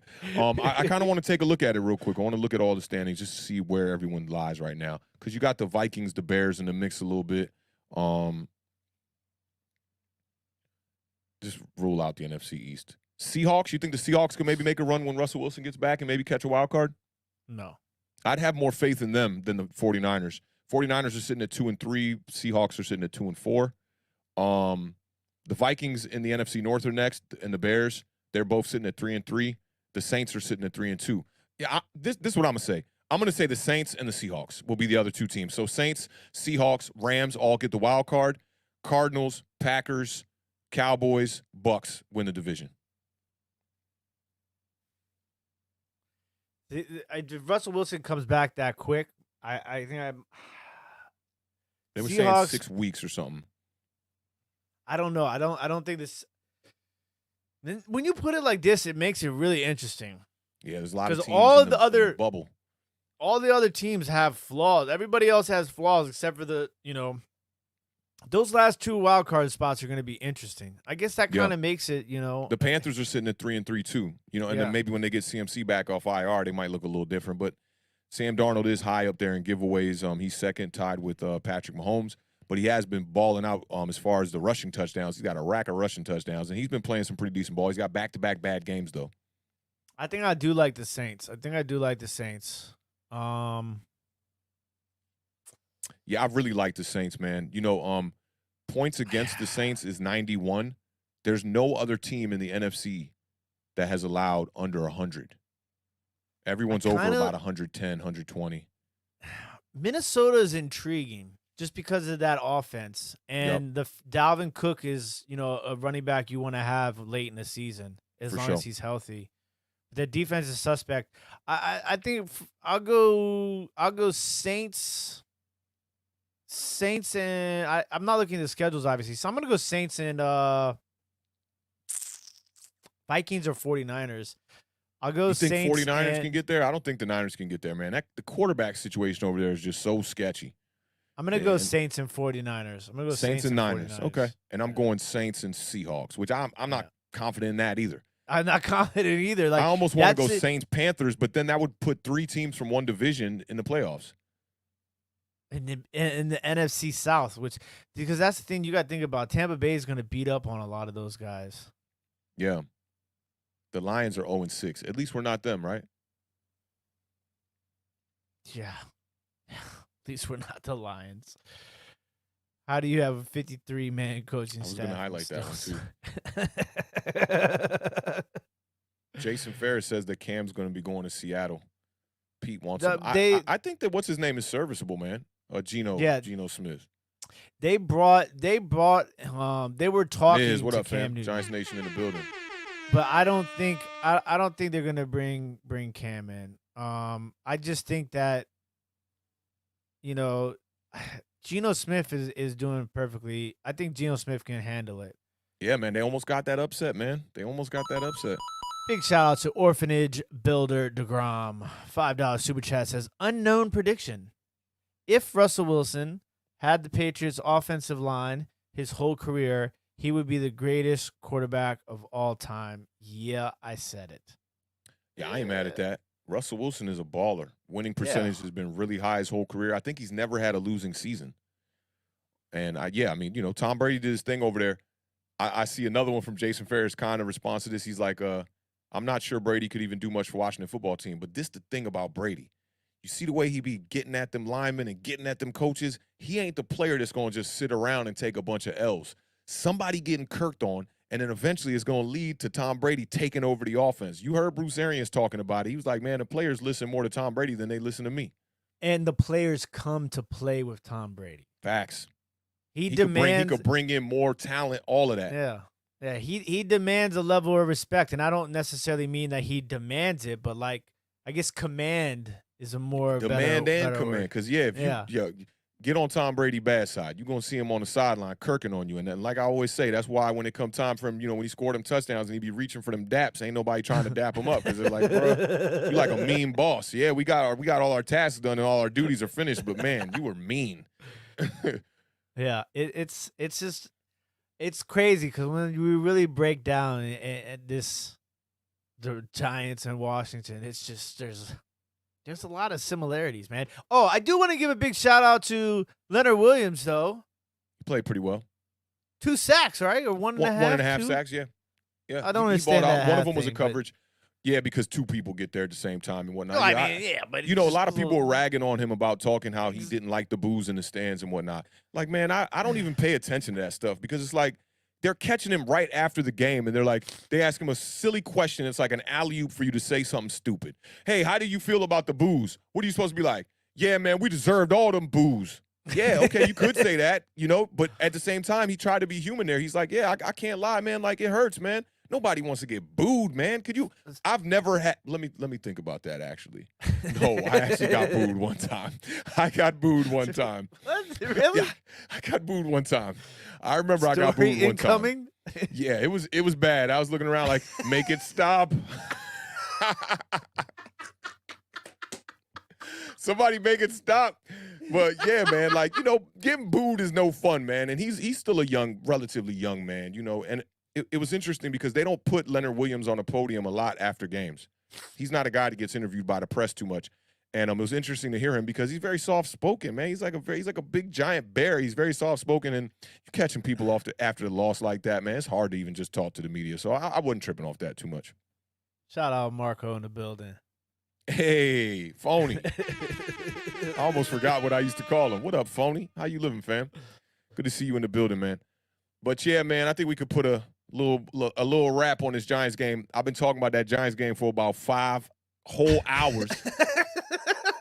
We've been terrible, man. You saw the take that I posted on Twitter with us when we were talking about the Rams coming to the Giants and whatnot. That was a great one, too. It was like, stop Tyler Higbee, stop Matthew Stafford, stop Darrell Henderson, stop Cooper Kupp, stop Robert Woods. Man, we really made them stop in the second quarter. They put up all their gas, and we're like, man, we could just sit on the bench, chill, and chop it up and talk and laugh for the rest of this game, man. That was a disgraceful game, man. But I'm looking for a firing soon. I ain't gonna front. I'm looking for a firing. Yo, I saw Bark Nasty in the building. Shout out to Bark Nasty. I saw him say something about Jason Garrett as the interim head coach. I thought it was breaking news. I was about to be like, yes, because I'm sick of Joe Judge, man. I'm gonna keep it 100 with y'all. I'm sick of Joe Judge, man. I'm sick of seeing him on the podium after games, and I'm sick of that. Well, we're gonna have to look at the tape right there. I'm just sick of that. Like, say something else, man. And you know what he's doing that I really hate? He shows up to the presser after the game, and he's like mean. He's like still trying to be a tough guy, hitting the podium, talking to them, talking to the press all like he talking down on them. When they catch you in the wrong vibes, you can't be all angry. They're just doing their job, man. Don't take out your frustrations from the game, your team getting blown out. You got to go talk to them and tell them, hey, I need to see effort in the second half when you're getting blown out 31-3 or whatever it was at the half. Ain't nobody trying to see you come to the presser being all angry after that, bro. I'm just here to do my job, man. If I was one of those reporters, I would carry him, yo. I would straight carry him. I didn't put up 31 points on you. I'm just asking the questions, man. You don't got to be all mean to me just because I'm asking you the right questions. So I'm done with Joe Judge, man. I'm ready to see him go. And I won't mind seeing Jason Garrett actually go to interim head coach just to see what it will be like with a different head coach out there. And I think the same for the quarterback, man. Like, yo, somebody was talking to me on Monday about, the Giants, not only the organization, but the fans were very scared to challenge the players who were starting. It's like, don't bring in another running back because we don't want to see Saquon Barkley on the bench, and Saquon Barkley's going to be a guy getting 20 carries, 100 yards a game. No, I've been telling y'all for damn near 3 years. That's not how you should be using Saquon Barkley. Same thing goes for the quarterback situation. When they were talking about bringing in Cam Newton, everybody's like, but it'll challenge DJ and it might mess with his head. Who cares, man? Go out there and challenge that guy. Daniel Jones needs to be challenged for his job at this moment in his career right now. Maybe it'll make him step up, and maybe he can find a way to be a franchise quarterback and be able to make those kind of plays that franchise quarterbacks do. To answer Marco's question about Fitzpatrick. No. I'm going to say no. Sticking to my guns from the beginning of the season. No way. It depends where we are at that point in the season. I think it's a good chance, that he does statue, get the man. job back. Statue. I don't think, as well as Taylor Heineke was playing in the last, or the first couple games, Fitzmagic don't do that. And the thing I like about Taylor Heineke is, for the most part, he takes care of the ball. You're not worrying about a ton of turnovers from the quarterback. He had the 2 interceptions in the one game and the 1 in this one. But it ain't Daniel Jones. You're not getting 3 interceptions, 2 fumbles in a game. Fitzmagic, I don't know if you remember his career. I don't know if you remember Fitzmagic's career. It'd be like either he had 4 touchdowns and 1 interception, or he had 1 touchdown and 4 interceptions. He was bad, bro. And he had some magic moments. Mean, yeah. Taylor Heineke's up there, though. I think he's got 7 turnovers now. 8 touchdowns, 7 picks, maybe. Yeah, the touchdowns ain't matching. And, I'll take the 8 interceptions for Patrick Mahomes, but I'm not taking the 8 interceptions from Taylor Heineke. We should do – no, we're not. We should do a what happens first Washington Fitzmagic plays, or what would be your first scenario? My first what happens first is so a member of the coaching staff gets fired first. Washington or Giants. I'm taking the Giants all day long. Somebody getting fired. Somebody getting fired. If we lose to the Carolina Panthers on Sunday, I'm telling you, maybe right at the presser, they're going to be like, hey, Joe Judge, we need to talk to you real quick, bro. Fired. I need to see you in my office. Yeah.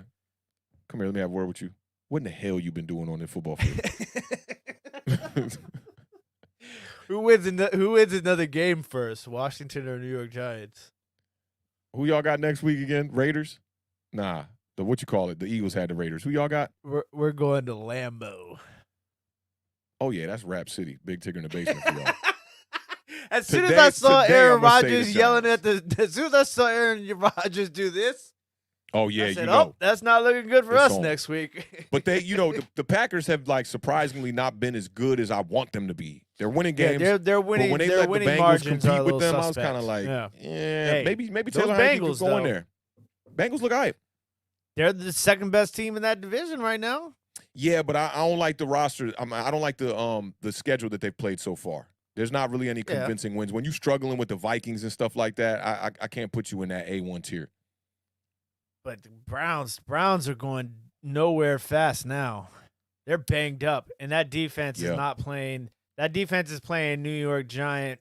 I'm gonna start calling it New York Washington Giants or the New York Football Team defense over there. And everybody thought the defense was the one of the backbones of that team, and they looked really bad this past week. But Baker Mayfield's definitely out there playing with an injury, that's for sure. And he I don't know if he's going to play or not. And listen to this: they got to turn around and play in 2 days. Yeah, that's not going to be. Is that going to be Case Keenum time?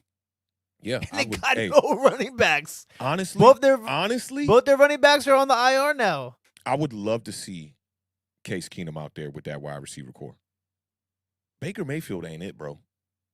That dude's not it. Nope. Tell me what the difference is between Baker Mayfield and Taylor Heineke. Baker Mayfield has a absolutely stronger arm than Taylor Heineke. Are you seeing Baker Mayfield sling the ball down the field? No. Dog, when he threw that pass, and maybe this, I got to give him a little bit of a pass because the shoulder is jacked up. It's the other shoulder, though, right? When you see that pass that he threw to Odell Beckham 2 games ago, where Odell was about 35 yards. We're not talking like a 60-yard bomb. We're talking like a 45-yard throw. That thing landed 5 yards short of Odell Beckham. And Odell looked over like, what the hell? What in the hell is going on with my quarterback? Does he really got a stronger arm? I think he throws with a little more zip with the intermediate routes. But your boy Taylor Heineke can elude pressure better. You remember Baker Mayfield had all those problems where every time the pocket would collapse, he would run right. To the left side. Taylor Heineke be in that pocket like, skit, and then throw a lollipop. Did you see the one play with Taylor Heineke where he got sacked, but he rolled over the guy's body, and the ref, believe it or not, never blew the whistle, and then he stood up and all of his offensive linemen and receivers and everybody else thought the play was over, and he's like this. That's how Heineke be. He'd be like, people just be flying right by him, man. So I don't know, man. Baker Mayfield, I'm just not sold on him, because you got to look at the how many other quarterbacks have played with that kind of talent, because the whole time that they've had Jarvis Landry and had Odell Beckham and who's the tight end over there, Hooper and Njoku. Kareem Hunt and Nick Chubb. That's a Pro Bowl offense right there, bro. No other quarterback has played with that, right? How many of those have all played together at the same time, though? A lot. They had a bunch of Odell Beckham and Jarvis Landry played 12 games together in 2019. Yeah. I mean, and that was in what? Freddie Kitchens' offense? No, I think is that Freddie Kitchens 2019? Or is 2020? Yeah. Did Stefanski get hired 2020? Last year was Stefanski's first year, yeah. I mean, that's cool. Okay, we're going to blame that on Freddie Kitchens, bro. Yo, put me out there. I don't even give a damn what the system is. We could run flies the whole game with Odell Beckham, Jarvis Landry, and all that talent they got out there. Higgins out there. No other quarterback has played within that system with those weapons either. So you look at, because when Tyrod Taylor was there, that was when they had just gotten Jarvis Landry. And that he was the only one over there. Beckham hadn't got there yet. You know, so like, you telling me like, if you put Kirk Cousins in that offense, it wouldn't look better? Right? I give you that, yeah. Yeah, and that's why I said, what's the difference between Taylor Heineke and Baker Mayfield? Because they kind of like, they right there. They're right there together. When is Baker Mayfield putting up 3 touchdown games, 4 touchdown games? He ain't doing that. He's not eluding pressure in the pocket, extending plays. I hate that you might be right. I hate that you might be right, bro. Daniel Jones is a better quarterback than Baker Mayfield. And they got an offensive line over there. You can't run the ball like they do without a good offensive line. They got a great offensive line over there. They were able to let go of Zeitler and still have a really, really solid offensive line. Run blocking and pass blocking are 2 different things. So they're different, but if you got hogs, bro, like that can run block, it's very rare that the team run blocks fantastic and then they can't pass block at all. He's got good time. Baker Mayfield is not one of these quarterbacks that's getting sacked left and right, and he's not mobile. So for me, if you replaced him right now, you put a quarterback like, let me think. I'm thinking tier 2, you know, like Ryan Tannehill in that offense would look a lot better than Baker Mayfield. Marcus Mariota. Derek, could you imagine Derek Carr in that offense? Bruh, come on. Could you imagine Derek Carr with Jarvis Landry and Odell Beckham and then 2 of the best running backs in the game behind him? Could you imagine that? He over there with Rinky Dink, Hunter Renfrow. He got what's sleep on Hunter Renfrow, a little mini Cooper Cup, man. Yeah, dog. He all right. Henry Ruggs coming along, man. Henry Ruggs is coming along for sure. For sure. I understand what you're saying. You make a very, very strong Derek Carr was out there doing it with Nelson Aguilar. Out there putting up numbers with who's the running back over there? Josh Jacobs. Always hurt. You put Derek Carr in that system, man. Yo, I'm telling you. And I know Stefanski. He ain't one of these nonsense, I'm about to be having this happen for too long. They going to go out there and get another quarterback. Look at how Sean McVay was looking at Jared Goff. Like, yeah, the offense moving all right. We got my man Robert Woods, Cooper Kupp. You doing things, but man. Give me Matthew Stafford. Give me Matthew Stafford. You can have all that money we were supposed to give Jared Goff. I don't care. Give me Matthew Stafford. So that's how I'm looking at it, bro. Like, I mean, he's been struggling over there the whole time. And the only time, you know, I remember Colin Cowherd used to run that segment of Baker Mayfield why is he better on the field when Odell Beckham's not on the field? Is Odell a distraction? That's bull. That's bull. Yeah. Baker Mayfield is not the kind of quarterback that can get the ball down the field to wide receivers, and it's been proven. That's why Stefanski had to come in there and simplify everything, and why they went out there and got Kareem Hunt. And it's crazy. They got two of these running backs, and they're both hurt. So that goes to show you that in the NFL, maybe, you know, not only do you need 2 running backs, you need maybe 3 running backs. So that if somebody goes down, you can still run the 2-headed horse and have that kind of a system. Because without that, the Browns are cooked. I mean, look what the Ravens did. You listen to this. This is the craziest thing in the world. Le'Veon Bell. Mm-hmm. Latavius Murray. Yup. Devontae Freeman. I forgot he was over there. All scored a touchdown on the same team this Sunday. Yeah. You know why? Because they're playing with a franchise quarterback. 2021. How do you know how much money that would have paid out if you would have made that bet, all 3 of them to score a touchdown in the game? Oh yeah, but I mean that's you can't live your life betting those kind of bets. You'd be broke in no time. But here's what I'm thinking. Imagine I'm going to propose this question for you. You think Cam Newton would look better in that Brown system than Baker Mayfield? Listen, you know I love Cam Newton. Hey, but I haven't seen Cam Newton play like Cam Newton in a long time. So right now, it would be hard for me to say otherwise. I think they're pretty much the same. quarterback right push. now. We take a push on this one. Push. For me, I think that Cam Newton would look better than Baker Mayfield in this system because, look, now you add that third element that the Baltimore Ravens have where the quarterback can actually run with 2 stud running backs and 2 stud wide receivers and 2 stud tight ends. There's no roster that can even say that they got these kind of players like this. To me, I think that Baker Mayfield is what is holding back that offense. He's got 6 touchdowns and 3 interceptions on the season. He's throwing a 67% completion percentage because Stefanski has simplified that offense where every time he throws it, it's just these little baby throws. I'm not sold on this dude. He has no game over 2 touchdowns. No game over 2 touchdowns the whole season. He's got 2 games with 0 touchdowns. He had a 45% completion percentage against the Vikings. What game did he hurt his shoulder in? That was week 2? I remember he was trying to make that tackle. Yeah, that was the week where everybody went down. I think it was week 3. It wasn't week 2 because it was on an interception. And he didn't throw an interception week 2. He didn't throw an interception week 3. He didn't throw an interception week 4 either. So it was either week 1 or week 5, which I don't think it was week 5. It might have been week 1 against the Cardinals. Yeah. It was week 1 against the Cardinals. And if Cardinal Rule is still in here, he'll probably vouch for that. I think it was because week they 1. just played the Cardinals. They just played the Cardinals. Oh, no, so I got them flipped. That's what it is. I got them flipped. So it was either week 2, because I'm looking at them upside down. Okay. It was either week 2 against the Texans, or it had to be week 2 against the Texans because he went 3 straight games without an interception, and he had 3 touchdowns in those games total in 3 games. Baker Mayfield ain't it. So you're looking at he's been hurt since week 2. But even before that, he comes out opening day against the Chiefs with no touchdowns, 1 interception. He ain't the guy, dog. I hate to say it. He ain't the guy. He ain't the guy. And I think Where's Dwayne at when you Bart need him? Nasty says, now Awthentik stays loving Cam too much. Nah, man. I'm not even sold on Cam Newton like that. This is more of an attack. Not anti-Baker, but Baker ain't the guy. Exactly. This is more of an attack on Baker Mayfield, bro, because Cam Newton right now can't come and take Daniel Jones' job. I don't want Cam Newton to take Daniel Jones' job. But if Daniel Jones was going to be out 4 weeks, all right, Mike Glennon, Cam Newton could come take Mike Glennon's job. Okay? Well, I know we had that discussion. I wouldn't start Cam Newton over Taylor Heineke right now unless he proved something. I wouldn't start him over Taylor Heineke. It'd be a tough decision, but I don't think I would do it.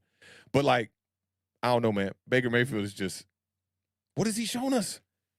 What are the plays that when you think about Baker Mayfield? Yeah, that's what he be doing, getting end zone. You know what the first thing that comes to mind when I think about Baker Mayfield is Home Depot commercials. Home Depot commercials. Straight up, man. That dude mad at him though for that. He wins solve a lot of stuff, man. Yeah. And because they won a lot of games last season, and Stefanski found a way to simplify the offense for him, I think that he's one of those quarterbacks that a lot of people are not looking at with a keen eye. They're not putting him under the microscope to really look at him. Dude's not a good quarterback, I don't think. And I'm not saying he can't be because, man, they got all the weapons in the world over there. Case Keenum, I would love to see Case Keenum because we know exactly what kind of quarterback Case Keenum is. We saw all those games in Washington with him. He's a bad Kirk Cousins. He's just a bad Kirk Cousins. He can't run, can't Kirk scramble. Cousins before Kirk Cousins was Kirk Cousins. Right. Yeah. He was definitely Kirk Cousins before he was Kirk Cousins. And I remember his years with the Broncos, he, raised his stock a little bit. Minnesota. He went 12. What did he go? 12 and 4. Yeah, with Minnesota. 3 with Minnesota. Took him to but the they're playoffs? another team that the offense is stacked. Was that when they had Diggs and Thielen still over there and Cook? I can't remember. Have to go back and look at that. Minnesota's offense has been nice for a few years. And what's up with Justin Jefferson? How's he doing this year? I haven't seen too many highlights from him. They go back and forth in the games there, Thielen and Jefferson. And Dalvin Cook's been eating pretty well. And shout out to Supercharged World in the building one time. I think he had 140 yards this week. Yeah, I totally agree with you, brother. I totally agree with you, man. I'm just not sold on Baker Mayfield. Got to show me more. His best game was his playoff game, though, I feel like, where he just came out super hot against the Pittsburgh Steelers in that big game. But I think he just rose to the moment. Outside of that, he's been making my guy Odell Beckham look like he's straight average out there. And all these Giants fans who want to hate on Odell Beckham, they're like, what you doing in Cleveland? All these pennies hurt. That's the voice that's in my head when I see them complaining and bitching on Twitter, man. It's terrible. I can't stand Baker Mayfield. So I'm looking forward to see him sit the sidelines. I don't wish injury upon nobody, but I would love to see Case Keenum in this offense. You know, Odell Beckham probably over there like, hey, Case, better throw me that damn ball. Trying to make a name for myself again here, man. Thursday and Odell night, looks like he's in the best shape of his life. You see him when he's walking from the side. He's ripped. Legs way bigger than when he was a New York Giant. He kind of looked like he made that jump that Lamar Jackson made. You remember how Lamar Jackson came to the league? He was real skinny. Yeah. You know, the arms still kind of look like you still in college, kind of high school kid. Came Deontay back, man, in the Wilder offseason legs. and bulked up, man. Yeah, Deontay Wilder need to hit the weight room heavy. Squats, Bulgarian lunges. He need to hit the weight room heavy, bro. But yeah, man, you know, I'm looking forward to this Sunday's matchups because there's a lot going on. You got all those buys. You know, you got a lot of teams that are really on their way out, and I think it'll be easier to assess that playoff picture in the NFC once this week goes by because a lot of these teams, we don't know where they're going. The Bears, the Vikings, 49ers, Seahawks, Saints. You know, we really don't know if they could do it. Carolina. I'll tell you what, it's a huge week. I mean, if we say this every week, but it's a huge week for Washington, Philly, and the Giants because Dallas is on a bye. So this is, you know, your opportunity to get a little bit of momentum, get that leg can't up. get another game ahead of us unless we all lose, which that could very well possibly happen. We have the toughest game of everybody in the division this upcoming Sunday, obviously. Yeah, Green Bay Packers about to wash y'all. It's gonna No get chance. Let me ask you this: what do you think? See, I kind of want to shake my head too much. What do you think the line is on that game right now? I don't know, man. Like I said, the Packers have kind of been disappointing even in their wins. I'd say it'd probably be about At 8.5. Lambeau. I'm gonna say 8.5. 8.5. Yeah, I'm gonna say 8.5. You about to check it right now? Real fast, yeah. Yeah, check that, please. Appreciate all y'all still in the building right now, tuned in. Y'all know what it is. Authentic in the Beard every Monday, Tuesday, Thursday, and Sunday, man. Make sure to check us out when we do our preview show this Thursday. It's going to be a really good one. Do we know what the Thursday night game is this week already? It's Denver, Cleveland. That's going to be fun. I hope it's Case Keenum. I love to see Case Keenum prime time.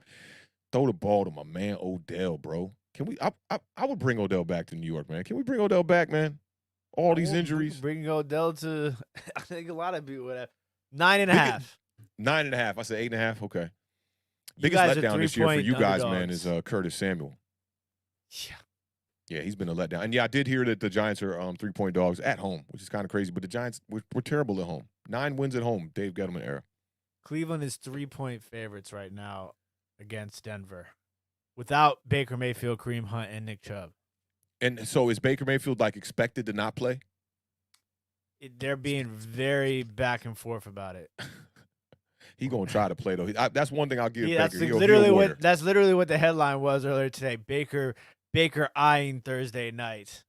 Yeah, he's a Team warrior. hope he's not lost for season. I'm like, those are like two opposite ends of the spectrum. What do you mean? Like, is he playing Thursday night or is he out for the year? Like, I know, right? There's no like in 'Cause between. they're on talking that. about he might have to get surgery on the shoulder, right? Yeah, I mean he's gonna have to get surgery. It's just a matter of if he can get through the rest of the year without having to get the surgery. Without doing it. Yeah. Which is going to be tough. I'm going to cross my fingers for Case Keenum, man. I'm trying to see Odell Beckham go off, man. Rams, Lions, Goff versus Stafford. What's the line? 16? 15. Woo, I was close. I was close, man. I got another. There are some crazy lines. Give me another one. Arizona, Houston. Oh, I'm going to say that one is 14.5. 17.5. Oh, man. The Texans have competed a little bit this year, but when Tyrod Taylor went down, man, it was Rap City for them. Do you think that the Jaguars are going to win more games than the Texans? I mean, I still have to stand by me believing that the Jaguars are going to have a winning record. You know what I'm saying, dog? Jacksonville's got 8 more wins to go, man, for me not to look like an idiot. That's going to be very tough, man. Hey, if you didn't hit that like button on your way in, make sure you hit that like button on your way out. You know what it is, man. The best television show, not on television, Authentic in the Beard. Let me see them biceps in the chat. I should have did this a little bit earlier. I'm trying to see a couple of more of them biceps in the chat. one time, man. But, yo, it's been fun, man. Make sure y'all catch us on Thursday. We're going to be tuned in around 7 p.m. We're going to be doing the previews, and we'll also be talking about that Broncos-Browns game Thursday night, which looks like it could be a stinker. That might go back to the old Thursday night vibes. We get a score like 9-6 or something like that, especially with Baker Mayfield out. I'm crossing my fingers my man Odell Beckham can get a couple catches in that game. Beard, anything else for the fans before we get up out of here? Tomorrow night, I will be live on the Whatnot app. I think there's a link to my Whatnot channel in the description, possibly. I will be live on the Whatnot app tomorrow doing vintage T-shirts, jackets, hats, and crew necks. Ooh, so, I definitely got to peep that, man. Make sure you remind me with that link, bro. I don't want to miss this one. And tomorrow I'm going to be chopping it up with Big Pat around 9 o'clock Eastern Standard Time. What time is the Whatnot auction joint you doing? Whatnot auction is at 6 o'clock p.m. Eastern Standard Time. So I'll definitely be able to be in the building, man. And you know what? I said salute to all the fans in here. You know what I got to start changing that to? Salute to all the fam in here, because this is family over here with Awthentik and the Beard, man. Appreciate y'all, man. Week in, week out, the day ones, the day twos, the todays, the tomorrows, the yesterdays, whoever. Maria, I see you in the building. Miss you, love you, got to come see you. Yo, left side. Strong side. Hey, y'all be good, man. Peace out. Peace.